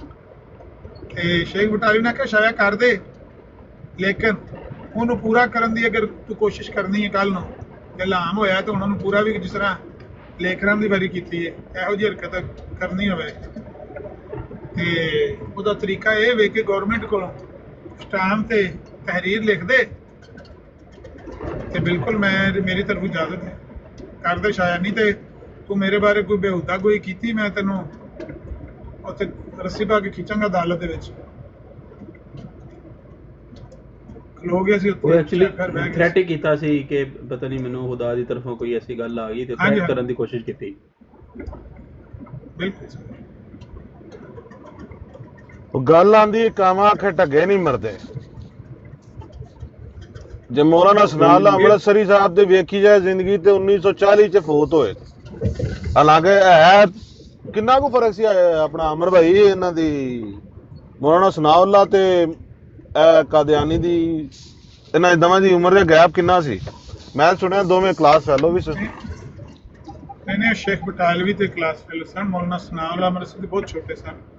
ਮੌਲਾਨਾ ਸਨਾਉੱਲਾ ਅੰਮ੍ਰਿਤਸਰੀ ਤੇ ਉਦੋਂ ਫਾਰਗ ਹੋਏ ਨੇ ਜਦੋਂ ਇਹਨੇ ਦਾਅਵਾ ਕੀਤਾ ਸੀ। ਇਹ ਤਾਂ ਉਦੋਂ ਮਦਰਸੇ ਚੋਂ ਸਨਦ ਲੈ ਕੇ ਫਾਰਗ ਹੋਏ ਸੀ 1886 91 ਯਾਨੀ ਉਦੋਂ ਉਹਨਾਂ ਦੀ ਉਮਰ ਹੈ ਸੀ ਕੋਈ 15-16 ਸਾਲ 18 ਸਾਲ ਐਗਜ਼ੈਕਟ ਮੈਨੂੰ ਯਾਦ ਨਹੀਂ ਹੈ। ਯਾਨੀ ਉਹ ਕੋਈ ਪੈਦਾਇਸ਼ ਹੈ ਨੇ 1875 ਦੇ ਅੱਗੇ ਪਿੱਛੇ ਨੇ 75 74 ਜਾਂ ਇਸ ਤਰ੍ਹਾਂ ਦੀ ਕੋਈ 70 ਤੇ 80 ਦੇ ਦਰਮਿਆਨ 'ਚ ਕੋਈ ਫਿਗਰ ਮੈਨੂੰ ਯਾਦ ਨਹੀਂ। 91 'ਚ ਉਹਨਾਂ ਦੀ ਉਮਰ ਥੋੜੀ ਜਿਹੀ ਸੀ, ਬਿਲਕੁਲ ਸਟੂਡੈਂਟ ਸਨ। ਤੇ ਫਿਰ ਉਹਨਾਂ ਦੇ ਮੌਤ ਦੀਆਂ ਕਿਉਂ ਪੇਸ਼ਨ ਗੋਈਆਂ ਕਰਦਾ ਰਿਹਾ? ਇੰਜ ਹੋ ਜਾਏਗਾ ਤੇ ਉਂਝ ਹੋ ਜਾਏਗਾ। ਇਹ ਜਦੋਂ ਮੁਬਾਲਾ ਵੀ ਦਿੰਦੇ ਸੀ ਨਾ, ਮੁਬਾਲਾ ਵੀ ਹੋਇਆ ਜਿਹੜਾ ਦਮ ਦਿੱਤਾ ਸੀ ਉਹਨਾਂ ਨੇ ਇੰਨੀ ਛੋਟੀ ਜਿਹੀ ਉਮਰ ਦੇ ਵਿੱਚ। ਜਿਹੜਾ ਬੰਦਾ ਐਡੇ ਵੱਡੇ ਸ਼ਾਹੂਕਾਰ ਨੂੰ ਲਲਕਾਰ ਦੇਵੇ ਤੇ ਉਹਨੂੰ ਤਕਲੀਫ ਤੇ ਹੋਣੀ ਹੈ ਨਾ। ਨਹੀਂ, ਸ਼ੇਖ ਬਟਾਲਵੀ ਦਾ ਅਗਰ ਵੇਖਿਆ ਜਾਏ ਤਾਂ ਉਹਨਾਂ ਦਾ ਤਮਾਸ਼ਾ, ਉਹਨਾਂ ਦਾ ਬਹੁਤ ਹੀ ਮਿਹਨਤ ਨਹੀਂ ਉਹ ਨਹੀਂ ਇਹਨਾਂ ਇਹ ਵੀ ਕਿ ਜਿਵੇਂ ਜ਼ਿਆਰ ਰਸੂਲ ਹੈ ਨਾ, ਸ਼ੇਖ ਸਨਾਉੱਲਾ ਅੰਮ੍ਰਿਤਸਰੀ ਸਾਹਿਬ ਦੀਆਂ ਤਹਿਰੀਰਾਂ ਇੰਝ ਨੇ ਤੇ ਜਿਹੜਾ ਸ਼ੇਖ ਬਟਾਲਵੀ ਸਾਹਿਬ ਦਾ ਜਿਹੜਾ ਤਰੀਕਾਕਾਰ ਹੈ ਨਾ, ਉਹਨਾਂ ਦਾ ਉਹ ਤਰੀਕਾਕਾਰ ਹੈ ਕਿ ਉਹ ਮਗਰ ਹੀ ਰਹੇ, ਉਹ ਚੜ੍ਹ ਗਏ ਨੇ ਜਿਵੇਂ ਅਮਰ ਭਾਈ। ਇਹ ਦੋਰੇ ਹਾਜ਼ਰ ਦੇ ਇਹ ਦੋਵੇਂ ਜਗ੍ਹਾ ਤਸ਼ਬੀਹ ਦਿੱਤੀ ਜਾਏ ਤੇ ਇੰਝ ਹੀ ਦੋਵੇਂ ਪਿੱਛੇ ਨੇ। ਸ਼ੇਖ ਬਟਾਲਵੀ ਕੋਈ ਮੌਲਵੀ ਫਿਰ ਆ ਗਿਆ ਬਰੇਲਵੀ, ਇਹਦੇ ਸਾਹਮਣੇ ਇਹੋ ਜਿਹੀ ਗੱਲ ਮੈਂ ਜੀ ਸਹੀ ਤਰ੍ਹਾਂ ਦਿਓ, ਮੈਂ ਭਾਬੀ ਨਹੀਂ, ਉਦੋਂ ਵੀ ਭਾਬੀ ਸੀ। ਅੱਲਾਹ ਪਾਕ ਉਹਨਾਂ ਨੂੰ ਗਰੀਕੇ ਰਹਿਮਤ ਕਰੇ। ਸਾਡੀ ਮੇਰੇ ਸਾਡੇ ਵਾਸਤੇ ਬੜਾ ਵੱਡਾ ਸਰਮਾਇਆ ਦੇ ਗਏ ਨੇ, ਆਪਣੀਆਂ ਕਿਤਾਬਾਂ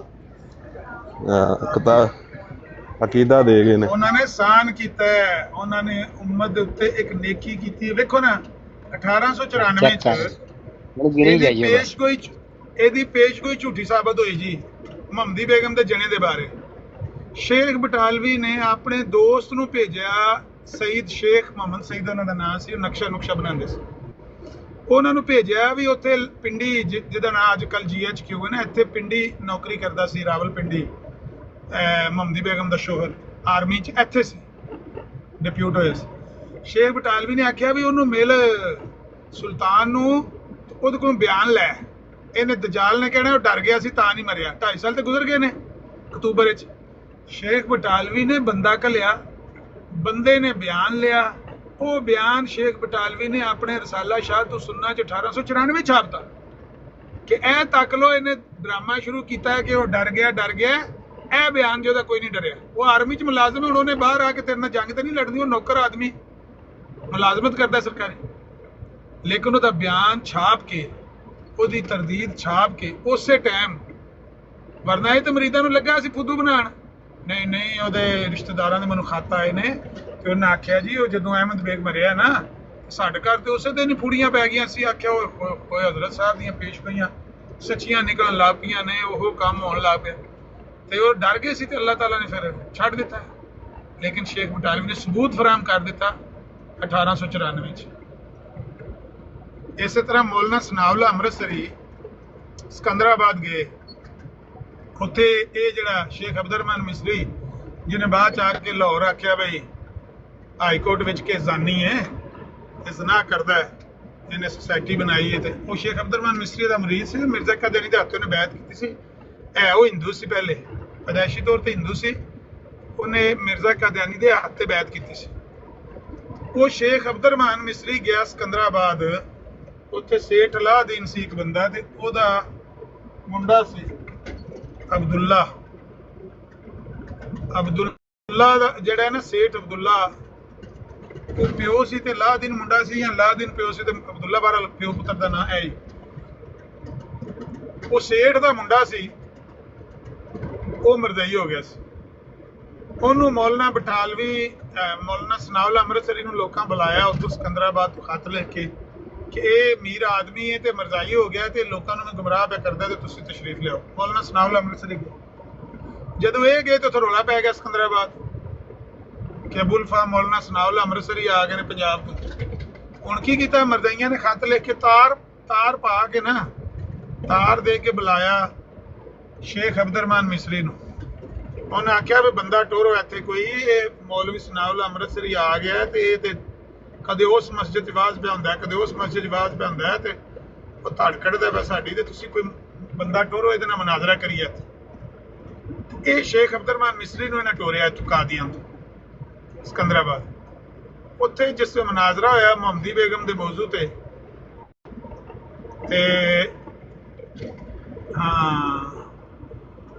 ਵਜ਼ੀਰ ਹੁਸੈਨ ਰਹਿਮਤੁल्लाह ਨੇ ਕਿਉਂ ਨਿਕਾਹ ਪੜਾਇਆ, ਪਤਾ ਕਰਨੇ ਕਿਉਂ ਨਿਕਾਹ ਪੜਾਇਆ। ਪੁੱਛਾਂ ਜਦੋਂ ਮੈਂ ਮਰਾਂਗਾ ਤੇ ਉਹਨਾਂ ਨਾਲ ਮੁਲਾਕਾਤ ਹੋਏਗੀ ਤੇ ਪੁੱਛਾਂਗੇ ਕਿਉਂ ਉਹਨਾਂ ਨੇ ਨਿਕਾਹ ਪੜਾਇਆ। ਉਹ ਨਾ ਮੌਲਾਨਾ ਸਨਾਉਲਾ ਅੰਮ੍ਰਿਤਸਰੀ ਦਾ ਤੇ ਮਿਸਰੀ ਦਾ, ਸ਼ੇਖ ਅਬਦੁਰਰਹਿਮਾਨ ਮਿਸਰੀ ਦਾ ਮਨਾਜ਼ਰਾ ਹੋਇਆ ਮੁਹੰਮਦੀ ਬੇਗਮ ਦੇ ਮੌਜੂ। ਇਹਨੇ ਰੁੱਕਾ ਪੇਸ਼ ਕਰ ਦਿੱਤਾ ਹੱਥ ਦਾ ਲਿਖਿਆ। ਕਹਿੰਦਾ ਲੋ ਜੀ ਇਹ 1912 ਚ ਉਹਨੇ ਰੁੱਕਾ ਲਿਖਿਆ ਸੀ ਕਿ ਮੈਂ ਬੜਾ ਮੋਤਕਦ ਦਾ ਮਿਰਜ਼ਾ ਕਾਦੀਆਨੀ ਦਾ, ਤੇ ਮੁਹੰਮਦੀ ਬੇਗਮ ਦਾ ਜਿਹੜਾ ਸ਼ੋਹਰ ਹੈ ਇਹ ਉਹਦਾ ਰੁੱਕਾ ਹੈ। ਇਹ ਵੇਖੋ ਜੀ, ਉਹ ਤੇ ਬੜਾ ਮੋਤਕਦ ਸੀ।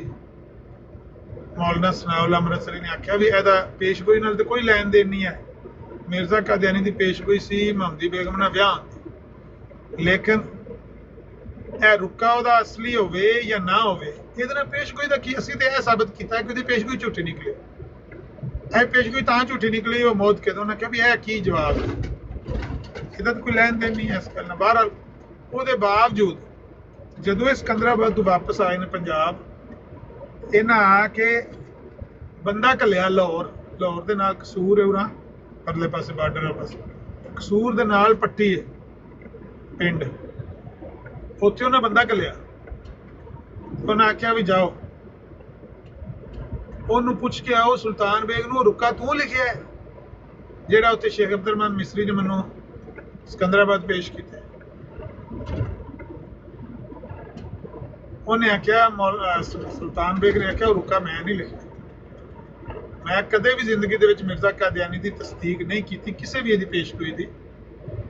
ਮੈਂ ਕਦੇ ਵੀ ਇਹੋ ਜਿਹੀ ਗੱਲ ਨਹੀਂ ਲਿਖੀ, ਨਾ ਕਿਸੇ ਨੂੰ ਲਿਖ ਕੇ ਦਿੱਤੀ ਹੈ ਕਿ ਮੈਂ ਉਹਦਾ ਅਕੀਦਤ ਮੰਨਦਾ ਜਾਂ ਮੈਂ ਉਹਦੀ ਇੱਜ਼ਤ ਕਰਦਾ। ਮੈਂ ਜਿਹੜੇ ਅਕੀਦੇ ਤੇ ਜਿਹੜੇ ਦੀਨ ਤੇ ਆਇਆ ਮੈਂ ਉਸੇ ਤੇ ਸ਼ੁਰੂ ਤੋਂ ਲੈ ਕੇ, ਤੇ ਨਾ ਮੈਂ ਕਦੇ ਡਰਿਆ ਇਹਦੀਆਂ ਪੇਸ਼ਗੋਈਆਂ।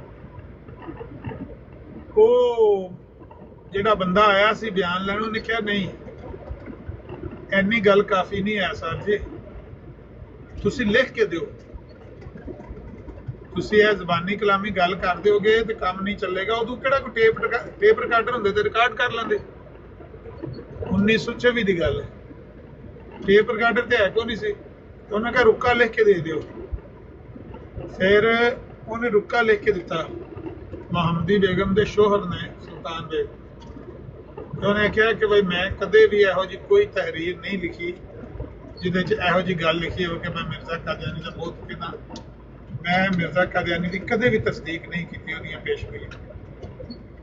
ਥੱਲੇ ਉਹਨੇ ਆਪਣਾ ਨਾਂ ਲਿਖ ਕੇ ਦਿੱਤਾ।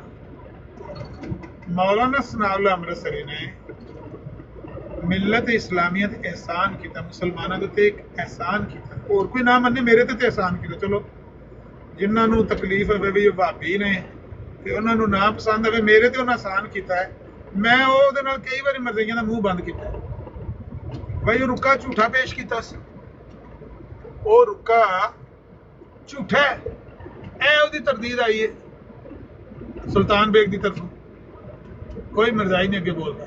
मौलाना सनाउल्लाह अमृतसरी ने और रुक्का सारा छाप के अपनी अखबार से उन्हें आख्या टाइम लै लो महीना पूरा, जे तुसी जाके पट्टी तो पता करा लो, जे सुल्तान बेग आखे कि रुक्का मैं नहीं लिख के दिता ते वो जरा 300 रुपया लुधियाने तुहाडे कोल जुत्तिया ना 12 साल पहले, वो मेरे को आके वापस लै लो।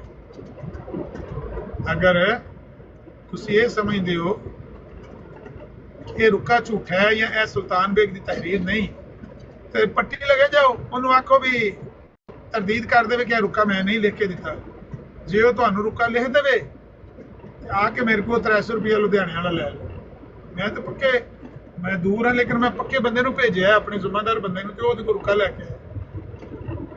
एक कुसके तक नहीं अण मिर्जाई अज तक। 1924 का अहल हदीस अखबार मेरे को महफूज है। मौलाना सनाउल्लाह अमृतसरी ने ਉਹਦੀ ਤਰਦੀਦ ਛਾਪੀ। ਸੋ ਇਹੋ ਜਿਹੇ ਕੰਮ ਉਹਨਾਂ ਨੇ ਕੀਤੇ ਨੇ। ਹਰ ਬੰਦੇ ਨੂੰ ਅੱਲਾਹ ਤਾਲਾ ਜਜ਼ਾ ਦੇ, ਜਿੰਨੇ ਵੀ ਜਿੰਨਾ ਵੀ ਕੰਮ ਕੀਤਾ। ਲੇਕਿਨ ਉਹਨਾਂ ਦਾ ਮੈਂ ਵਾਲੇਕੁਮ ਸਲਾਮ ਰੱਖਦਾ, ਉਹਨਾਂ ਦਾ ਮੈਂ ਇਸ ਲਈ ਜ਼ਿਆਦਾ ਨਾਂ ਲੈਣਾ ਵਾ, ਉਹਨਾਂ ਇਹੋ ਜਿਹੇ ਆਸਾਨ ਕੀਤੇ ਨੇ ਭਾਈ। ਉਹਨਾਂ ਉਹ ਚੀਜ਼ਾਂ ਸਾਨੂੰ ਫਰਾਹਮ ਕੀਤੀਆਂ ਨੇ ਜਿਨ੍ਹਾਂ ਚੀਜ਼ਾਂ ਦਾ ਅੱਜ ਤੱਕ ਮੈਂ ਕਈਆਂ ਕੋਈ ਜਵਾਬ ਹੀ ਹੈ ਨਹੀਂ, ਮੂੰਹ ਬੰਦ ਕੀਤੇ ਨੇ।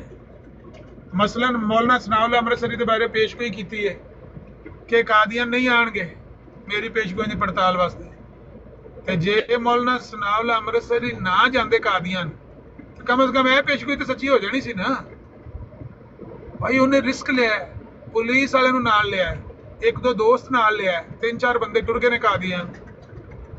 पता भी उत्थे लड़ाई का खतरा है, पता भी ये कोले लठ बरदार मंडीका ने अपने नाल लाए है जत्था जा। एक जो लेखराम कतल होया 40-40 50-50 बंदे होंदे सी, बाहर पेशाब करन जांदे सी ज़ेनियां च, मरीज इहदे नाल काफ़ी होंदे सन हमेशा ही। ते मौलाना सनाउल्लाह अमृतसरी नूं पता सी कि मैं जांगा कादियान, तो हो सकदा उत्थे लड़ाई हो जाए, डांग सोटा चल जाए, बंदा कतल हो जाए। उन्होंने पुलिस नूं दरखास्त दी मैं जाना है, मेरे बारे उन्हें गल छापी तो मैं जाना, तो तुसीं सिक्योरिटी फराहम करो। उन्होंने पुलिस वाला नाल भेजा। मौलाना सनाउल्लाह अमृतसरी कादियान टुर गए। पेशगोई तो झूठी साबित कर रहे ना जाके हाथ नाल। आख सकता कोई मिर्जाई क्या पेशगोई सच्ची निकली? भाई उन्होंने एहसान किया साडे उत्ते कि उन्होंने अपने हत्थीं इहनूं झूठा साबित किया। हुण कोई नहीं मनदा ना मन्ने, अगर किसी के दिल च कोई उन्होंने खिलाफ, इत्थे मेरे खिलाफ किन्नियां दे दिल च बुगत है ते वो फोटोआं ला के मेरियां मैनूं गालां कड्डदे नहीं सारा दिन। इस तरह अगर उन्होंने खिलाफ किसी ज़ियार रसूल मौलवी के दिल च कोई बुगत है, जो मर्जी पिया के, लेकिन हकीकत है उन्हों का एहसान है साडा भाई। नहीं इस मामले च हतमे नबूवत दे शहनशाह वो पाए गए ने। मैं अगर जो हकीकत है वो हकीकत है। शेर ते किसी वड्डे बंदे वास्ते वे मौलाना सनाउल्लाह अमृतसरी ते उन्हां दी जुत्ती दे बराबर भी नहीं है ना, पर शेर बड़ा सोहना किसी लिखिया, ऐ हुसैन इब्ने अली सब पे तेरा एहसान है, वो तेरा ममनून है जो बाज़मीर इंसान है। बेशक बेशक हुसैन इब्ने अली सब पे तेरा एहसान है, वो तेरा ममनून है जो बाज़मीर इंसान है। जेड़ा बाज़मीर इंसान है ना, वो तो उन्होंने ममनून है कि उन्होंने साढ़े ते एहसान किया है। ते जेड़ा नहीं मनदा ना मने, सवेरे पता नहीं कौन पे कहंदा सी, तारक चौहान पे कहंदा जेड़ा नहीं मनदा खसमां नूं खाए। नहीं एवें पता एक चीज़ां होंदियां ने एवें बस बिला वजह ही उन्हें नफरत पालनी होंदी है, या ये नहीं फिका के लिहाज नाल। वल्लाह अज़ीम मैं जिन्ना तुहाडे कोल उन्हां दा जिक्र सुनिया, जिन्ने उन्हां तहरीरां रखियां ने, वल्लाह अज़ीम मैं उन्हां नूं एक बड़ा अपना हीरो समझना। हतमे नबूवत मैं तुहाडी इज्जत भी हतमे नबूवत की वजह तो ही करना, मेरा तुहाडे नाल कोई होर रिश्ता तो नहीं है, सिर्फ उस जात की वजह नाल मैं तुहाडे नाल मुहब्बत करना। अदरवाइज उन्हां दे सुनी दे उन्हां ਵੇਖੋ ਪੱਲਿਓ ਹਰਚਾ ਕਰਕੇ ਕੋਈ ਵਸਾਇਲ ਵੀ ਕੋਈ ਨਹੀਂ ਹੈ, ਠੀਕ ਹੈ, ਘਰੋਂ ਖਾਣਾ ਤੇ ਘਰੋਂ ਖਾ ਕੇ ਜਾਣਾ ਤੇ ਘਰੋਂ ਵੀ ਆ ਕੇ ਖਾਣਾ ਹੈ, ਤੇ ਇਸ ਕਜ਼ਾਬ ਦੇ ਪਿੱਛੇ ਲੱਗੇ ਰਹੇ ਨੇ। ਹੁਣ ਸ਼ੇਖ ਬਟਾਲਵੀ ਜਿਨ੍ਹਾਂ ਦਾ ਨਾਮ ਤੁਸੀਂ ਲੈਂਦੇ, ਐਡੇ ਸ਼ੇਖ ਤੇ ਅਮੀਰ ਆਦਮੀ ਸਨ। ਮੌਲਾਨਾ ਸਨਾਉल्लाह ਅੰਮ੍ਰਿਤਸਰੀ ਐਡੇ ਗਰੀਬ ਘਰਾਣੇ ਦੇ ਸਨ। ਮਾਂ ਵੀ ਫੌਤ ਹੋ ਗਈ, ਬਾਪ ਵੀ ਫੌਤ ਹੋ ਗਿਆ, ਵੱਡਾ ਭਰਾ ਸੀ, ਉਹਨੇ ਪੜ੍ਹਨੇ ਪਾਇਆ, ਪੈਸਾ ਕੋਲ ਕੋ ਨਹੀਂ ਸੀ ਜ਼ਹਿਰ ਖਾਨ ਜੋਗਾ। ਦਰਜ਼ੀਆਂ ਦਾ ਕੰਮ ਕਰਦੇ ਸੀ, ਉਹ ਰਫੂਗਰੀ ਨਹੀਂ ਹੁੰਦੀ, ਰਫੂਗਰੀ ਨਾਲ ਸਿੱਖੀ ਨਹੀਂ ਤੇ ਨਾਲ ਮਦਰਸੇ ਪੜ੍ਹਨਾ, ਮਦਰਸੇ ਜਾ ਕੇ ਤੇ ਦਰਸੇ ਨਿਜ਼ਾਮੀ ਦੀ ਤਾਲੀਮ ਹਾਸਲ, ਮੌਲਵੀ ਫਾਜ਼ਲ ਦਾ ਕੋਰਸ ਕਰਨਾ ਤੇ ਨਾਲ ਰਫੂਗਰੀ ਕਰਕੇ ਤੇ ਫੀਸ ਦੇਣੀ ਤੇ ਆਪਣਾ ਅਖਰਾਜਾਤ ਪੂਰੇ ਕਰਨੇ। ਗਰੀਬ ਆਦਮੀ ਸਨ, ਬਿਲਕੁਲ ਗਰੀਬ ਘਰਾਣੇ। ਸ਼ੇਖ ਬਟਾਲਵੀ ਤੇ ਅਮੀਰ ਸਨ, ਉਹਨਾਂ ਦਾ ਵਾਲਦ ਤੇ ਅਮੀਰ ਸੀ, ਉਹ ਵੀ ਆਪ ਵੀ ਅਮੀਰ ਸਨ, ਉਹਨਾਂ ਕੋਲ 14 ਮਰਬੇ ਜ਼ਮੀਨ ਸੀ। ਉਹ ਤੇ ਮਿਰਜ਼ਾ ਕਾਦੀਆਨੀ ਤਾਂ ਉਹਨਾਂ ਦੀ ਜੁੱਤੀ ਬਰਾਬਰ ਵੀ ਨਹੀਂ ਆਇਆ। ਤੇ ਆਂਦਾ ਮੇਰੀ 10,000 ਦੀ ਜਾਇਦਾਦ ਹੈ, ਤੇ 10,000 ਤੇ ਸ਼ੇਖ ਬਟਾਲਵੀ ਸਾਲ ਦੀ ਉਹ ਉਸ਼ਰ ਕੱਢਦੇ ਸਨ, ਜਿਹਦੀ 14 ਮਰਬੇ ਜ਼ਮੀਨ ਹੋਵੇ। ਬਿਲਕੁਲ। ਉਹ ਆਂਦੇ ਨੇ ਜਿੰਨੇ ਦੀ ਇਹਦੀ ਜਾਇਦਾਦ ਇਹਨੇ ਲਿਖੀ ਹੈ ਨਾ, ਉਹਨਾਂ ਮੈਂ ਸਾਲ ਦਾ ਉਸ਼ਰ ਕੱਢਣਾ ਜ਼ਕਾਤ ਦੇ ਛੱਡਣਾ। ਮਾਸ਼ਾਅੱਲਾ, ਉਹਨਾਂ ਦੀ ਤੇ ਜੁੱਤੀ ਬਰਾਬਰ ਵੀ ਨਹੀਂ ਸੀ। ਲੇਕਿਨ ਮੌਲਾਨਾ ਸਨਾਉल्लाह ਅੰਮ੍ਰਿਤਸਰੀ ਗਰੀਬ ਆਦਮੀ ਸੀ। ਪੀਰ ਮੇਹਰ ਅਲੀ ਸ਼ਾਹ ਵੀ ਅਮੀਰ ਆਦਮੀ ਸਨ, ਯਾਨੀ ਉਹਨਾਂ ਦਾ ਆਪਣਾ ਡੇਰਾ, ਮੁਰੀदैन, ਉਹਨਾਂ ਦਾ ਸਿਲਸਿਲਾ ਮਰਕਜ਼ ਸਹੀ ਸੀ। ਉਹਨਾਂ ਦਾ ਪਹਿਲੇ ਹੀ ਯਾਨੀ ਕਿ ਇੱਕ ਹਲਕਾ ਹਬਾਬ ਹੈ ਸੀ, ਲੋਕੀ ਉਹਨਾਂ ਨੂੰ ਜਾਣਦੇ ਸੀ। ਉਹ ਤੇ ਘਰ ਅੱਪੜ ਆਉਂਦੇ ਸਨ। ਮੌਲਾਨਾ ਸਨਾਉल्लाह ਅੰਮ੍ਰਿਤਸਰੀ ਗਰੀਬ ਆਦਮੀ ਸਨ, ਲੇਕਿਨ ਉਹਨਾਂ ਉਹ ਇਹਦੇ ਤੇ ਡਾਂਗ ਵਾਹੀ ਹੈ ਨਾ, ਚੜਾ ਇਹ ਚੀਕਾਂ ਮਾਰਦਾ ਸੀ, ਚੀਕਾਂ ਮਾਰਦਾ ਸੀ, ਕਹਿੰਦਾ ਸੀ ਇਤਨਾ ਇਸਨੇ ਮੁਝੇ ਜ਼ਲੀਲ किया है ना, इस नक्श पा के सजदे ने इतना किया जलील, हम कूचाए रकीब में भी सर के बल चले। ਕਹਿੰਦਾ ਆਖਰੀ ਫੈਸਲਾ ਇਸ਼ਤਿਹਾਰ 'ਚ, ਜਿੰਨਾ ਮੈਨੂੰ ਮੌਲਵੀ ਸਨਾਉल्लाह ਅੰਮ੍ਰਿਤਸਰੀ ਨੇ ਜ਼ਲੀਲ ਕੀਤਾ, ਇੰਨਾ ਮੈਨੂੰ ਕਿਸੇ ਨੇ ਨਹੀਂ ਜ਼ਲੀਲ ਕੀਤਾ। ਕਹਿੰਦਾ ਜਿੰਨਾ ਮੈਨੂੰ ਦੁੱਖ ਇਹਨੇ ਦਿੱਤਾ, ਇੰਨਾ ਕਿਸੇ ਬੰਦੇ ਨੇ ਨਹੀਂ ਦਿੱਤਾ। ਜਾਓ ਖੋਲੋ ਆਖਰੀ ਫੈਸਲਾ ਇਸ਼ਤਿਹਾਰ, ਜੇ ਨਾ ਗੱਲ ਲਿਖੀ ਹੋਈ ਤੇ ਮੇਰਾ ਨਾਮ ਬਦਲ ਦਿਓ। ਕਹਿੰਦਾ ਜਿੰਨਾ ਦਲੇਰੀ ਸੀ ਨਾ, ਜਿੰਨਾ ਕਹਿੰਦਾ ਸਨਾਉल्लाह ਅੰਮ੍ਰਿਤਸਰੀ ਨੇ ਮੈਨੂੰ ਬਦਨਾਮ ਕੀਤਾ, ਰੁਸਵਾ ਕੀਤਾ, ਜ਼ਲੀਲ ਕੀਤਾ, ਇਹਨਾਂ ਦੇ ਕਿਸੇ ਨੇ ਨਹੀਂ ਮੈਨੂੰ ਕੀਤਾ। ਕਹਿੰਦਾ ਫਿਰ ਮੈਂ ਚੁੱਪ ਕਰ ਰਹਿੰਦਾ। ਮਸਲਾ ਇਹ ਵੇ ਹੁਣ ਦੂਰ ਦਰਾਜ਼ ਮੁਲਕਾਂ ਤਾਈਂ ਮਸ਼ਹੂਰ ਕਰ ਦਿੱਤਾ ਸੋ ਵੀ ਇਹ ਠੱਗ ਏ, ਇਹ ਦੁਕਾਨਦਾਰ ਏ, ਇਹ ਧੋਖੇਦਾਰ, ਮੁਫਸਦ ਦਾ ਮੈਂ ਨਹੀਂ, ਆਜ਼ਮ ਸਾਹਿਬ ਕਹਿੰਦਾ ਹਰਾਮਜ਼ਾਦਾ ਵੀ ਹੈ। ਤੋਬਾ ਤੋਬਾ, ਵੱਲਾ ਇਹ ਕਹਿੰਦਾ ਰਹਿੰਦਾ। ਮੈਨੂੰ ਨਾ ਪਤਾ ਲੱਗਾ ਸੀ ਕਿ ਇਹਨਾਂ ਦੀ ਨਾ ਜਿਹੜੀ ਕਬਰ ਹੈ ਨਾ ਮੌਲਾਨਾ ਸਨਾਉल्लाह ਅੰਮ੍ਰਿਤਸਰੀ, ਉਹ ਸਰਗੋਦੇ ਧਰੇਮੇ ਵਿੱਚ ਐਂਜ ਸੱਚ ਪਾਕਿਸਤਾਨ ਸ਼ਿਫਟ ਹੋ ਗਏ। ਹਾਂਜੀ, ਸਰਗੋਦੇ ਹਨ ਇਹ। ਜਿਸ ਦਿਨ ਪਾਕਿਸਤਾਨ ਬਣਿਆ ਉਸੇ ਰਾਤ ਨੂੰ ਆਏ ਨੇ, ਕਿਉਂਕਿ ਉਸੇ 13 ਨੂੰ ਇਹਨਾਂ ਦਾ ਬੱਚਾ ਸ਼ਹੀਦ ਹੋਇਆ। ਉੱਥੇ ਉਹ ਜਲੂਸ ਲੰਘਦਾ ਪਿਆ ਸੀ ਗਲੀ 'ਚ, ਤੇ ਉਹਨੇ ਬੰਬ ਸੁੱਟਿਆ ਅੰਦਰ, ਗ੍ਰਨੇਡ ਜਾਂ ਜੋ ਵੀ ਉਦੋਂ ਹੁੰਦਾ ਸੀ, ਉਹ ਫਟਿਆ ਤੇ ਵਿਹੜੇ ਸਨ, ਬੇਟਾ ਇਹਨਾਂ ਦਾ ਵਿਹੜੇ ਫਿਰਦਾ ਸੀ ਪਿਆ। ਉਹਦੇ ਅੱਗੋਂ 4 ਬੱਚੇ ਸਨ, ਬੇਟਾ ਵਿਆਹਿਆ ਸੀ ਤੇ 4 ਬੱਚੇ ਸਨ ਉਹਦੇ। ਉਹਨੂੰ ਬੰਬ ਲੱਗਾ ਤੇ ਉਹ ਸ਼ਹੀਦ ਹੋ ਗਿਆ। ਇਹ ਫਿਰ ਜਨਾਜ਼ਾ ਪੜ੍ਹ ਕੇ ਦਫਨਾ ਕੇ ਨਾ ਇਹ ਟੁਰ ਆਏ ਨਾ ਕਿ ਮਿੱਟੀ ਇੱਥੇ ਲਾਤ ਅੰਮ੍ਰਿਤਸਰ ਦੇ ਇੰਜ ਹੀ ਹੋ ਗਏ ਨੇ ਕਿ ਹੁਣ ਇੱਥੇ ਨਾਲੇ ਬੱਚਾ ਸੀ ਤੇ ਉਹਦੇ ਤੇ ਇੱਕ ਬੰਦੇ ਨੂੰ ਹੁੰਦੀ ਹੈ ਕਿ ਚਲੋ ਇਹ ਮੇਰਾ ਹੁਣ ਉਹ ਛੋਟੇ ਛੋਟੇ ਪੋਤਰੇ ਹੀ ਰਹਿ ਗਏ ਸਨ, ਤੇ ਉਹਨਾਂ ਨੂੰ ਪੋਤਰਿਆਂ ਨੂੰ ਨਾਲ ਲੈ ਕੇ ਇਹ ਲਾਹੌਰ ਆਏ ਨੇ 14 ਅਗਸਤ ਦੀ ਸਵੇਰ ਨੂੰ, ਯਾਨੀ ਰਾਤੀ ਪਹੁੰਚ ਗਏ ਨੇ। 13 ਅਗਸਤ ਰਾਤੀ 12 ਵਜੇ ਤੋਂ ਪਹਿਲੇ ਲਾਹੌਰ ਪਹੁੰਚੇ ਨੇ। ਆ ਕੇ ਜਿਹੜੀ ਗਵਰਨਮੈਂਟ ਨੇ ਕੈਂਪ ਸ਼ੈਂਪ ਬਣਾਇਆ ਸੀ, ਉਹਨਾਂ ਨੂੰ ਦੱਸਿਆ। ਉਹਨਾਂ ਫਿਰ ਇਹਨਾਂ ਨੂੰ 2-3 ਮਹੀਨੇ ਤੋਂ ਉੱਥੇ ਰੱਖਿਆ। ਫਿਰ ਉਹਦੇ ਬਾਅਦ ਉਹਨਾਂ ਸਰਗੋਦੇ, ਕਿਉਂਕਿ ਉਹ ਦੇਖਦੇ ਸਨ ਨਾ ਅਗਰ ਕੋਈ ਬੰਦਾ ਇੰਡੀਆ 'ਚ ਜ਼ਮੀਨ ਛੱਡ ਕੇ ਉਹਨੂੰ ਨਹੀਂ ਦਿੰਦੇ ਸੀ। ਇਹਨਾਂ ਦਾ ਉੱਥੇ ਆਪਣਾ ਪ੍ਰੈਸ ਸੀ, ਛਾਪਾਖਾਨਾ ਸੀ। ਉਹਨਾਂ ਨੇ ਫਿਰ ਇੱਕ ਸਰਗੋਦੇ 'ਚ ਇੱਕ ਛਾਪਾਖਾਨਾ ਇਹਨਾਂ ਨੂੰ ਦਿੱਤਾ, ਜਿਹੜਾ ਹਿੰਦੂ ਕੋ ਛੋੜ ਕੇ ਦੌੜ ਗਿਆ ਹੋਣਾ ਉੱਥੋਂ ਸਰਗੋਦੇ 'ਚੋਂ, ਸਿੱਖ ਕੋ ਛੱਡ ਕੇ ਦੌੜ ਗਿਆ ਹੋਣਾ। ਬਿਲਕੁਲ, ਬੜੇ ਆਖਿਆ ਕਿ ਉਹ ਛਾਪਾਖਾਨਾ ਹੈ, ਹਾਂਜੀ ਉਹ ਤੁਸੀਂ ਲੈ ਲਓ, ਤੁਹਾਡਾ ਉੱਥੇ ਛਾਪੇਖਾਨੇ ਦੇ ਬਦਲੇ ਛਾਪਾਖਾਨਾ ਤੁਹਾਨੂੰ ਮਿਲ ਜਾਂਦਾ ਹੈ, ਉੱਥੇ ਚਲੇ ਜਾਓ ਸਰਗੋਦੇ। ਇਹ ਉੱਥੇ ਆਏ ਨੇ, ਇਹ ਉਹ ਛਾਪਾਖਾਨਾ ਜਿਹੜਾ ਪੂਰਾ ਇਹਨਾਂ ਨੇ ਉਹ ਯਾਨੀ ਕਿ ਉਹਦੀ ਰੈਨੋਵੇਸ਼ਨ ਕਰਾਉਣ ਲੱਗੇ ਸਨ, ਤੇ ਬਸ ਹੋਇਆ ਫਾਲੇ ਦਾ ਅਟੈਕ ਹੋਇਆ। 15 ਦਿਨ ਬਿਮਾਰ ਰਹੇ ਨੇ, ਉਹਦੇ ਬਾਅਦ ਸਰਗੋਦੇ ਦਫਨ ਹੋਏ। ਇਹਨਾਂ ਦਾ ਪੜਪੋਤਰਾ ਉਹ ਇਰਫਾਨ-ਉल्लाह ਸਨਾਈ, ਉਹਦੀ ਫੋਟੋ ਹੈ ਹੁਣ ਲਿਖੋ ਗੂਗਲ ਤੇ ਇਰਫਾਨ-उल्लाह ਸਨਾਈ ਆ ਜਾਏਗਾ। ਇੰਜ ਖੂਬਸੂਰਤ ਚਿਹਰਾ ਉਹਦਾ ਮਾਸ਼ਾਅੱਲਾ ਇਰਫਾਨ-उल्लाह ਸਨਾਈ ਦਾ, ਚੰਗੀ ਭਾਰੀ ਦਾੜੀ, ਭਾਬੀਆਂ, ਚੰਗੀ ਸਿਹਤ ਵੀ ਠੀਕ ਨੇ ਮਾਸ਼ਾਅੱਲਾ।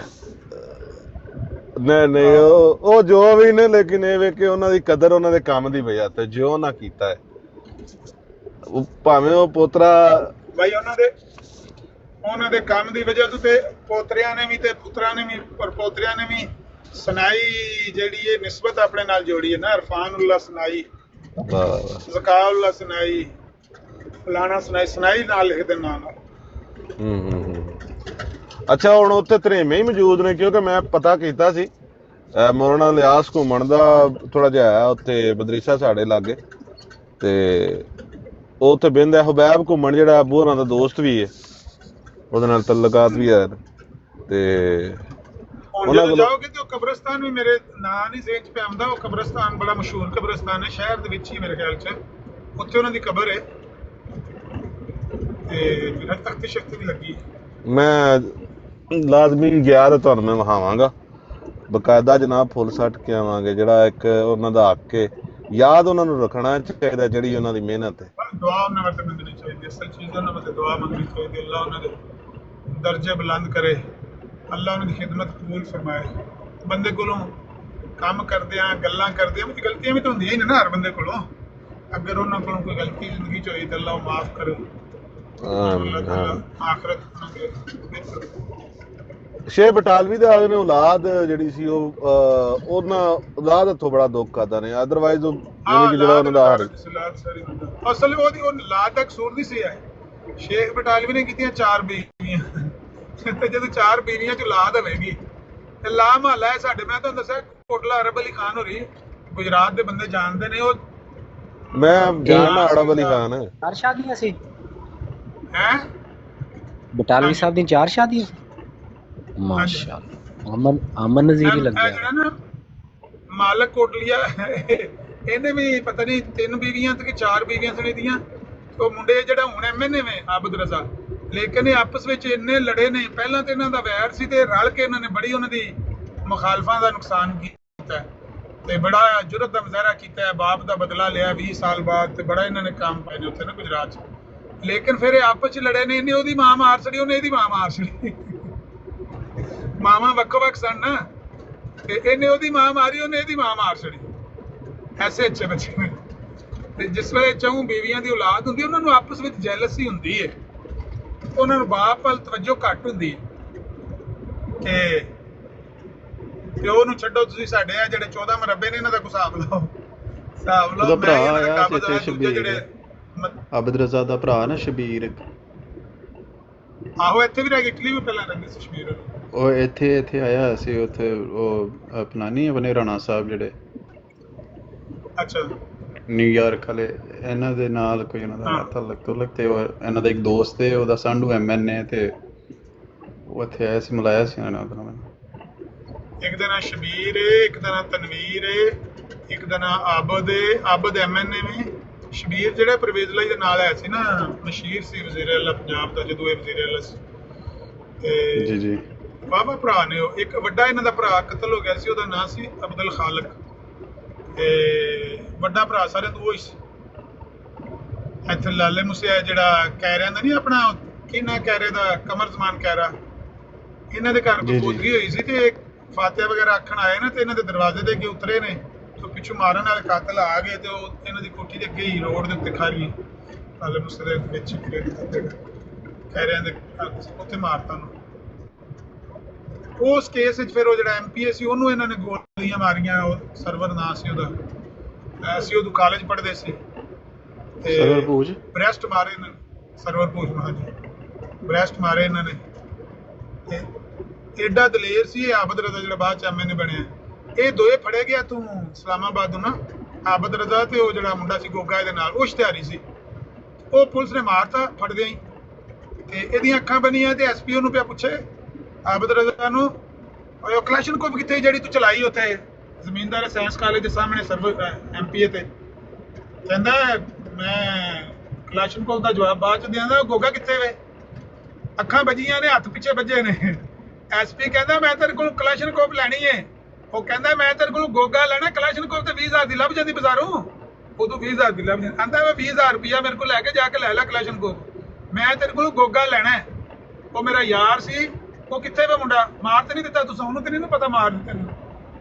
ਬਹੁਤ ਦਲੇਰ ਸਨ, ਇਹਦੇ 'ਚ ਕੋਈ ਸ਼ੱਕ ਨਹੀਂ ਹੈ, ਸਾਰੇ ਭਰਾ ਬੜੇ ਦਲੇਰ ਸਨ। ਕਸ਼ਮੀਰ ਦਾ ਜਿਹੜਾ ਭਰਾ ਹੈ ਨਾ ਤਨਵੀਰ, ਇਹਨੇ ਲਿਆ ਸੀ ਬਦਲਾ ਬਾਪ ਦਾ 20 ਸਾਲ ਬਾਅਦ। ਇਹਨੇ ਮਾਰਿਆ ਸੀ ਉਹਨਾਂ ਨੂੰ। ਕੋਈ ਗੁੱਜਰ ਹੀ ਨੇ, ਵੀ ਗੁੱਜਰ ਹੀ ਨੇ, ਬਹਰਹਾਲ ਦੂਜੇ ਪਿੰਡ ਦੇ ਸਨ, ਕੋਟਲੇ ਦੇ ਸਨ। ਗੱਲ ਪਤਾ ਨਹੀਂ ਉਹ ਕੀ ਇਹਨਾਂ ਦੀ ਮੈਂ ਸੁਣਾਉਣ ਲੱਗਾ ਸੀ, ਕਿਹੜੇ ਦੀ ਕਿਹੜੇ ਗੱਲ ਟੁਰ ਗਈ ਹੈ।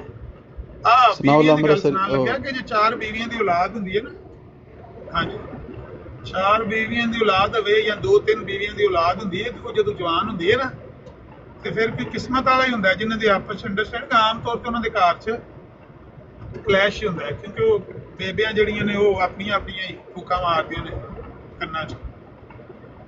ਪਿਓ ਤੇਰੇ ਨੇ ਨਵੀਂ ਜਾ ਕੀਤੀ, ਸਾਰੇ ਫਿਰ ਉਹਦੇ 'ਚੋਂ ਹੀ ਹੋਏ ਸੁਤੇ ਆ ਜਿਹੜੇ ਨੇ। ਹੁਣ ਇਹਨਾਂ ਦਾ ਦਿਲ ਹੈ ਸੀ ਵੀ ਸਾਰੀ ਤੁਹਾਡੇ ਕੋਲ ਲੈ ਲੈਣ ਹੈ। ਬੱਚੇ ਨਿੱਕੇ ਹੁੰਦੇ ਸੁਣਦੇ ਨੇ ਤੇ ਉਹ ਗਰੂਮਿੰਗ ਹੋਣੀ ਸ਼ੁਰੂ ਹੋ ਜਾਂਦੀ।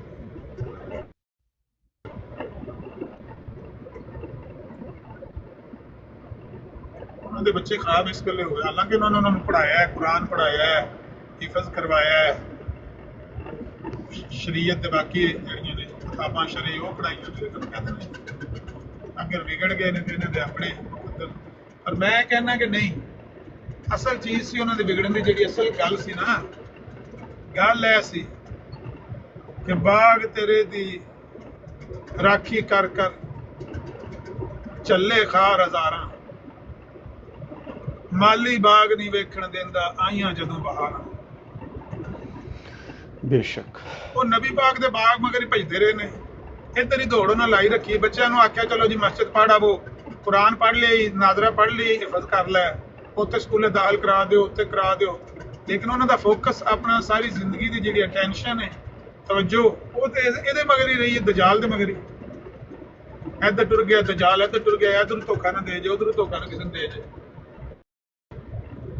ਕਈ ਲੋਕ ਉਹਨਾਂ ਨੇ, ਵੱਡੇ ਵੱਡੇ ਲੋਕ ਜਿਸ ਤਰ੍ਹਾਂ ਮੀਰ ਅਬਾਸ ਅਲੀ ਲੁਧਿਆਣਵੀ ਹੈ, ਉਹਨਾਂ ਦੀ ਵਜ੍ਹਾ ਤੋਂ ਵਾਪਸ ਆਏ ਨੇ। ਉਹ ਕੀ ਨਾਂ ਸੀ, ਸ਼ੇਖ ਆਫ ਯੂਸਫ, ਉਹਨਾਂ ਦੀ ਵਜ੍ਹਾ ਤੋਂ ਵਾਪਸ ਆਏ ਨੇ। ਵਰਨਾ ਉਹ ਇਹਨਾਂ ਦੇ ਬੜੇ ਤਰਨਾਟ ਮਰੀਦ ਬਣ ਗਏ ਸਨ ਤੇ ਬੜੇ ਇਲਮ ਸ਼ਿਲਮ ਵੀ ਰੱਖਦੇ ਸਨ। ਮੀਰ ਅਬਾਸ ਅਲੀ ਲੁਧਿਆਣਵੀ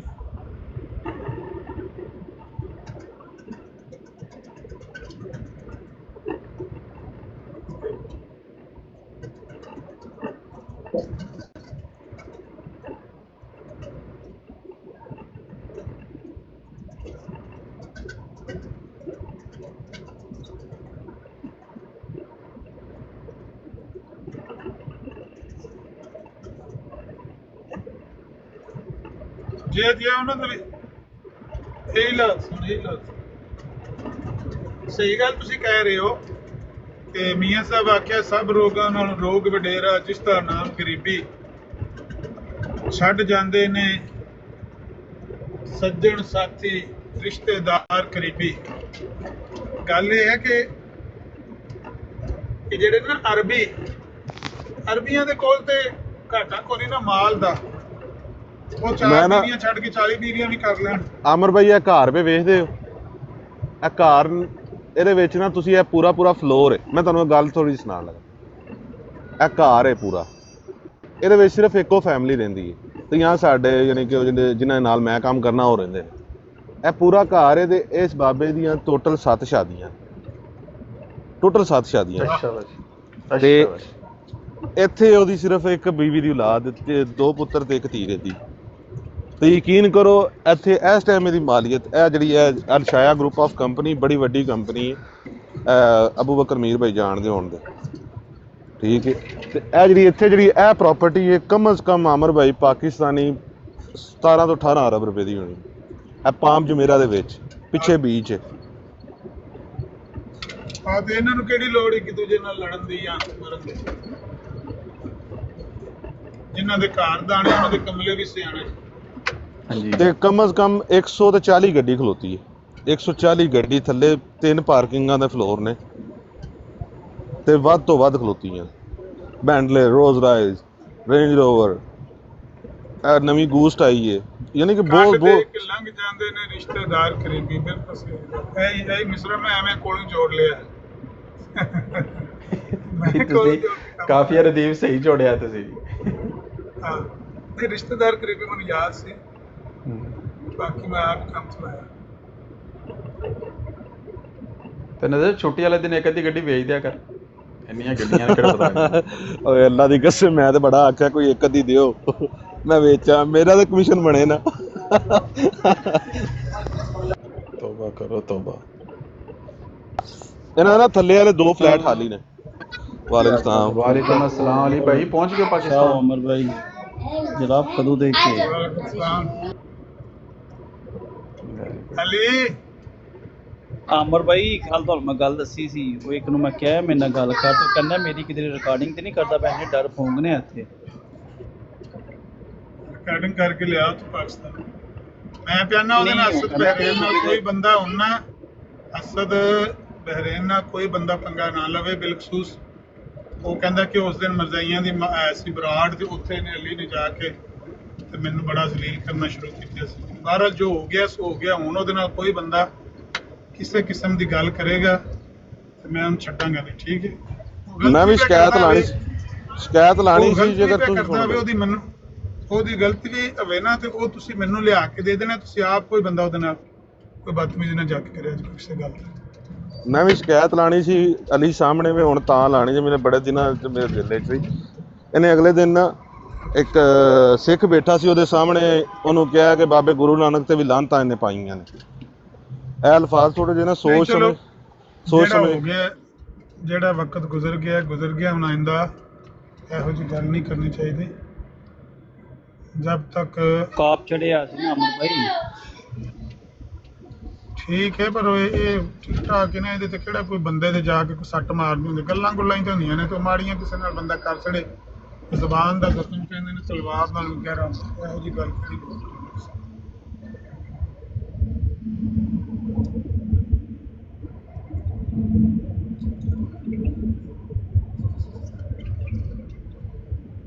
ਪੱਪੂ ਮਲਕ ਨੂੰ ਤੇ ਤੁਸੀਂ ਹੁਣ ਛਡਾ ਦਿੱਤੀ ਹੈ ਟਿਕਟੌਕ। ਇਹ ਬਾਕੀ ਦੋਨੋਂ ਸਹੀ ਹੋ ਗਿਆ ਇਹ ਜਿਹੜਾ ਇਹ ਵੀ ਠੀਕ ਹੋ ਗਿਆ। ਇਹਦੇ ਨਾਲ ਸਾਹਿਬ ਆਸਾਂ ਨੇ ਤੁਹਾਡੇ ਰੰਗ ਵਾਲਾ ਲੈ ਲਿਆ ਨਜਰ ਸਾਹਿਬ, ਤੁਹਾਡੇ ਰੰਗ ਵਾਲਾ ਲੈ ਲਿਆ ਜੀ। ਮੈਂ ਵੀ ਆਰਡਰ ਕੀਤਾ ਹੁਣੇ ਆਂਦਾ ਪਿਆ 10 ਵਜੇ ਡਿਲੀਵਰ ਹੋਣਾ।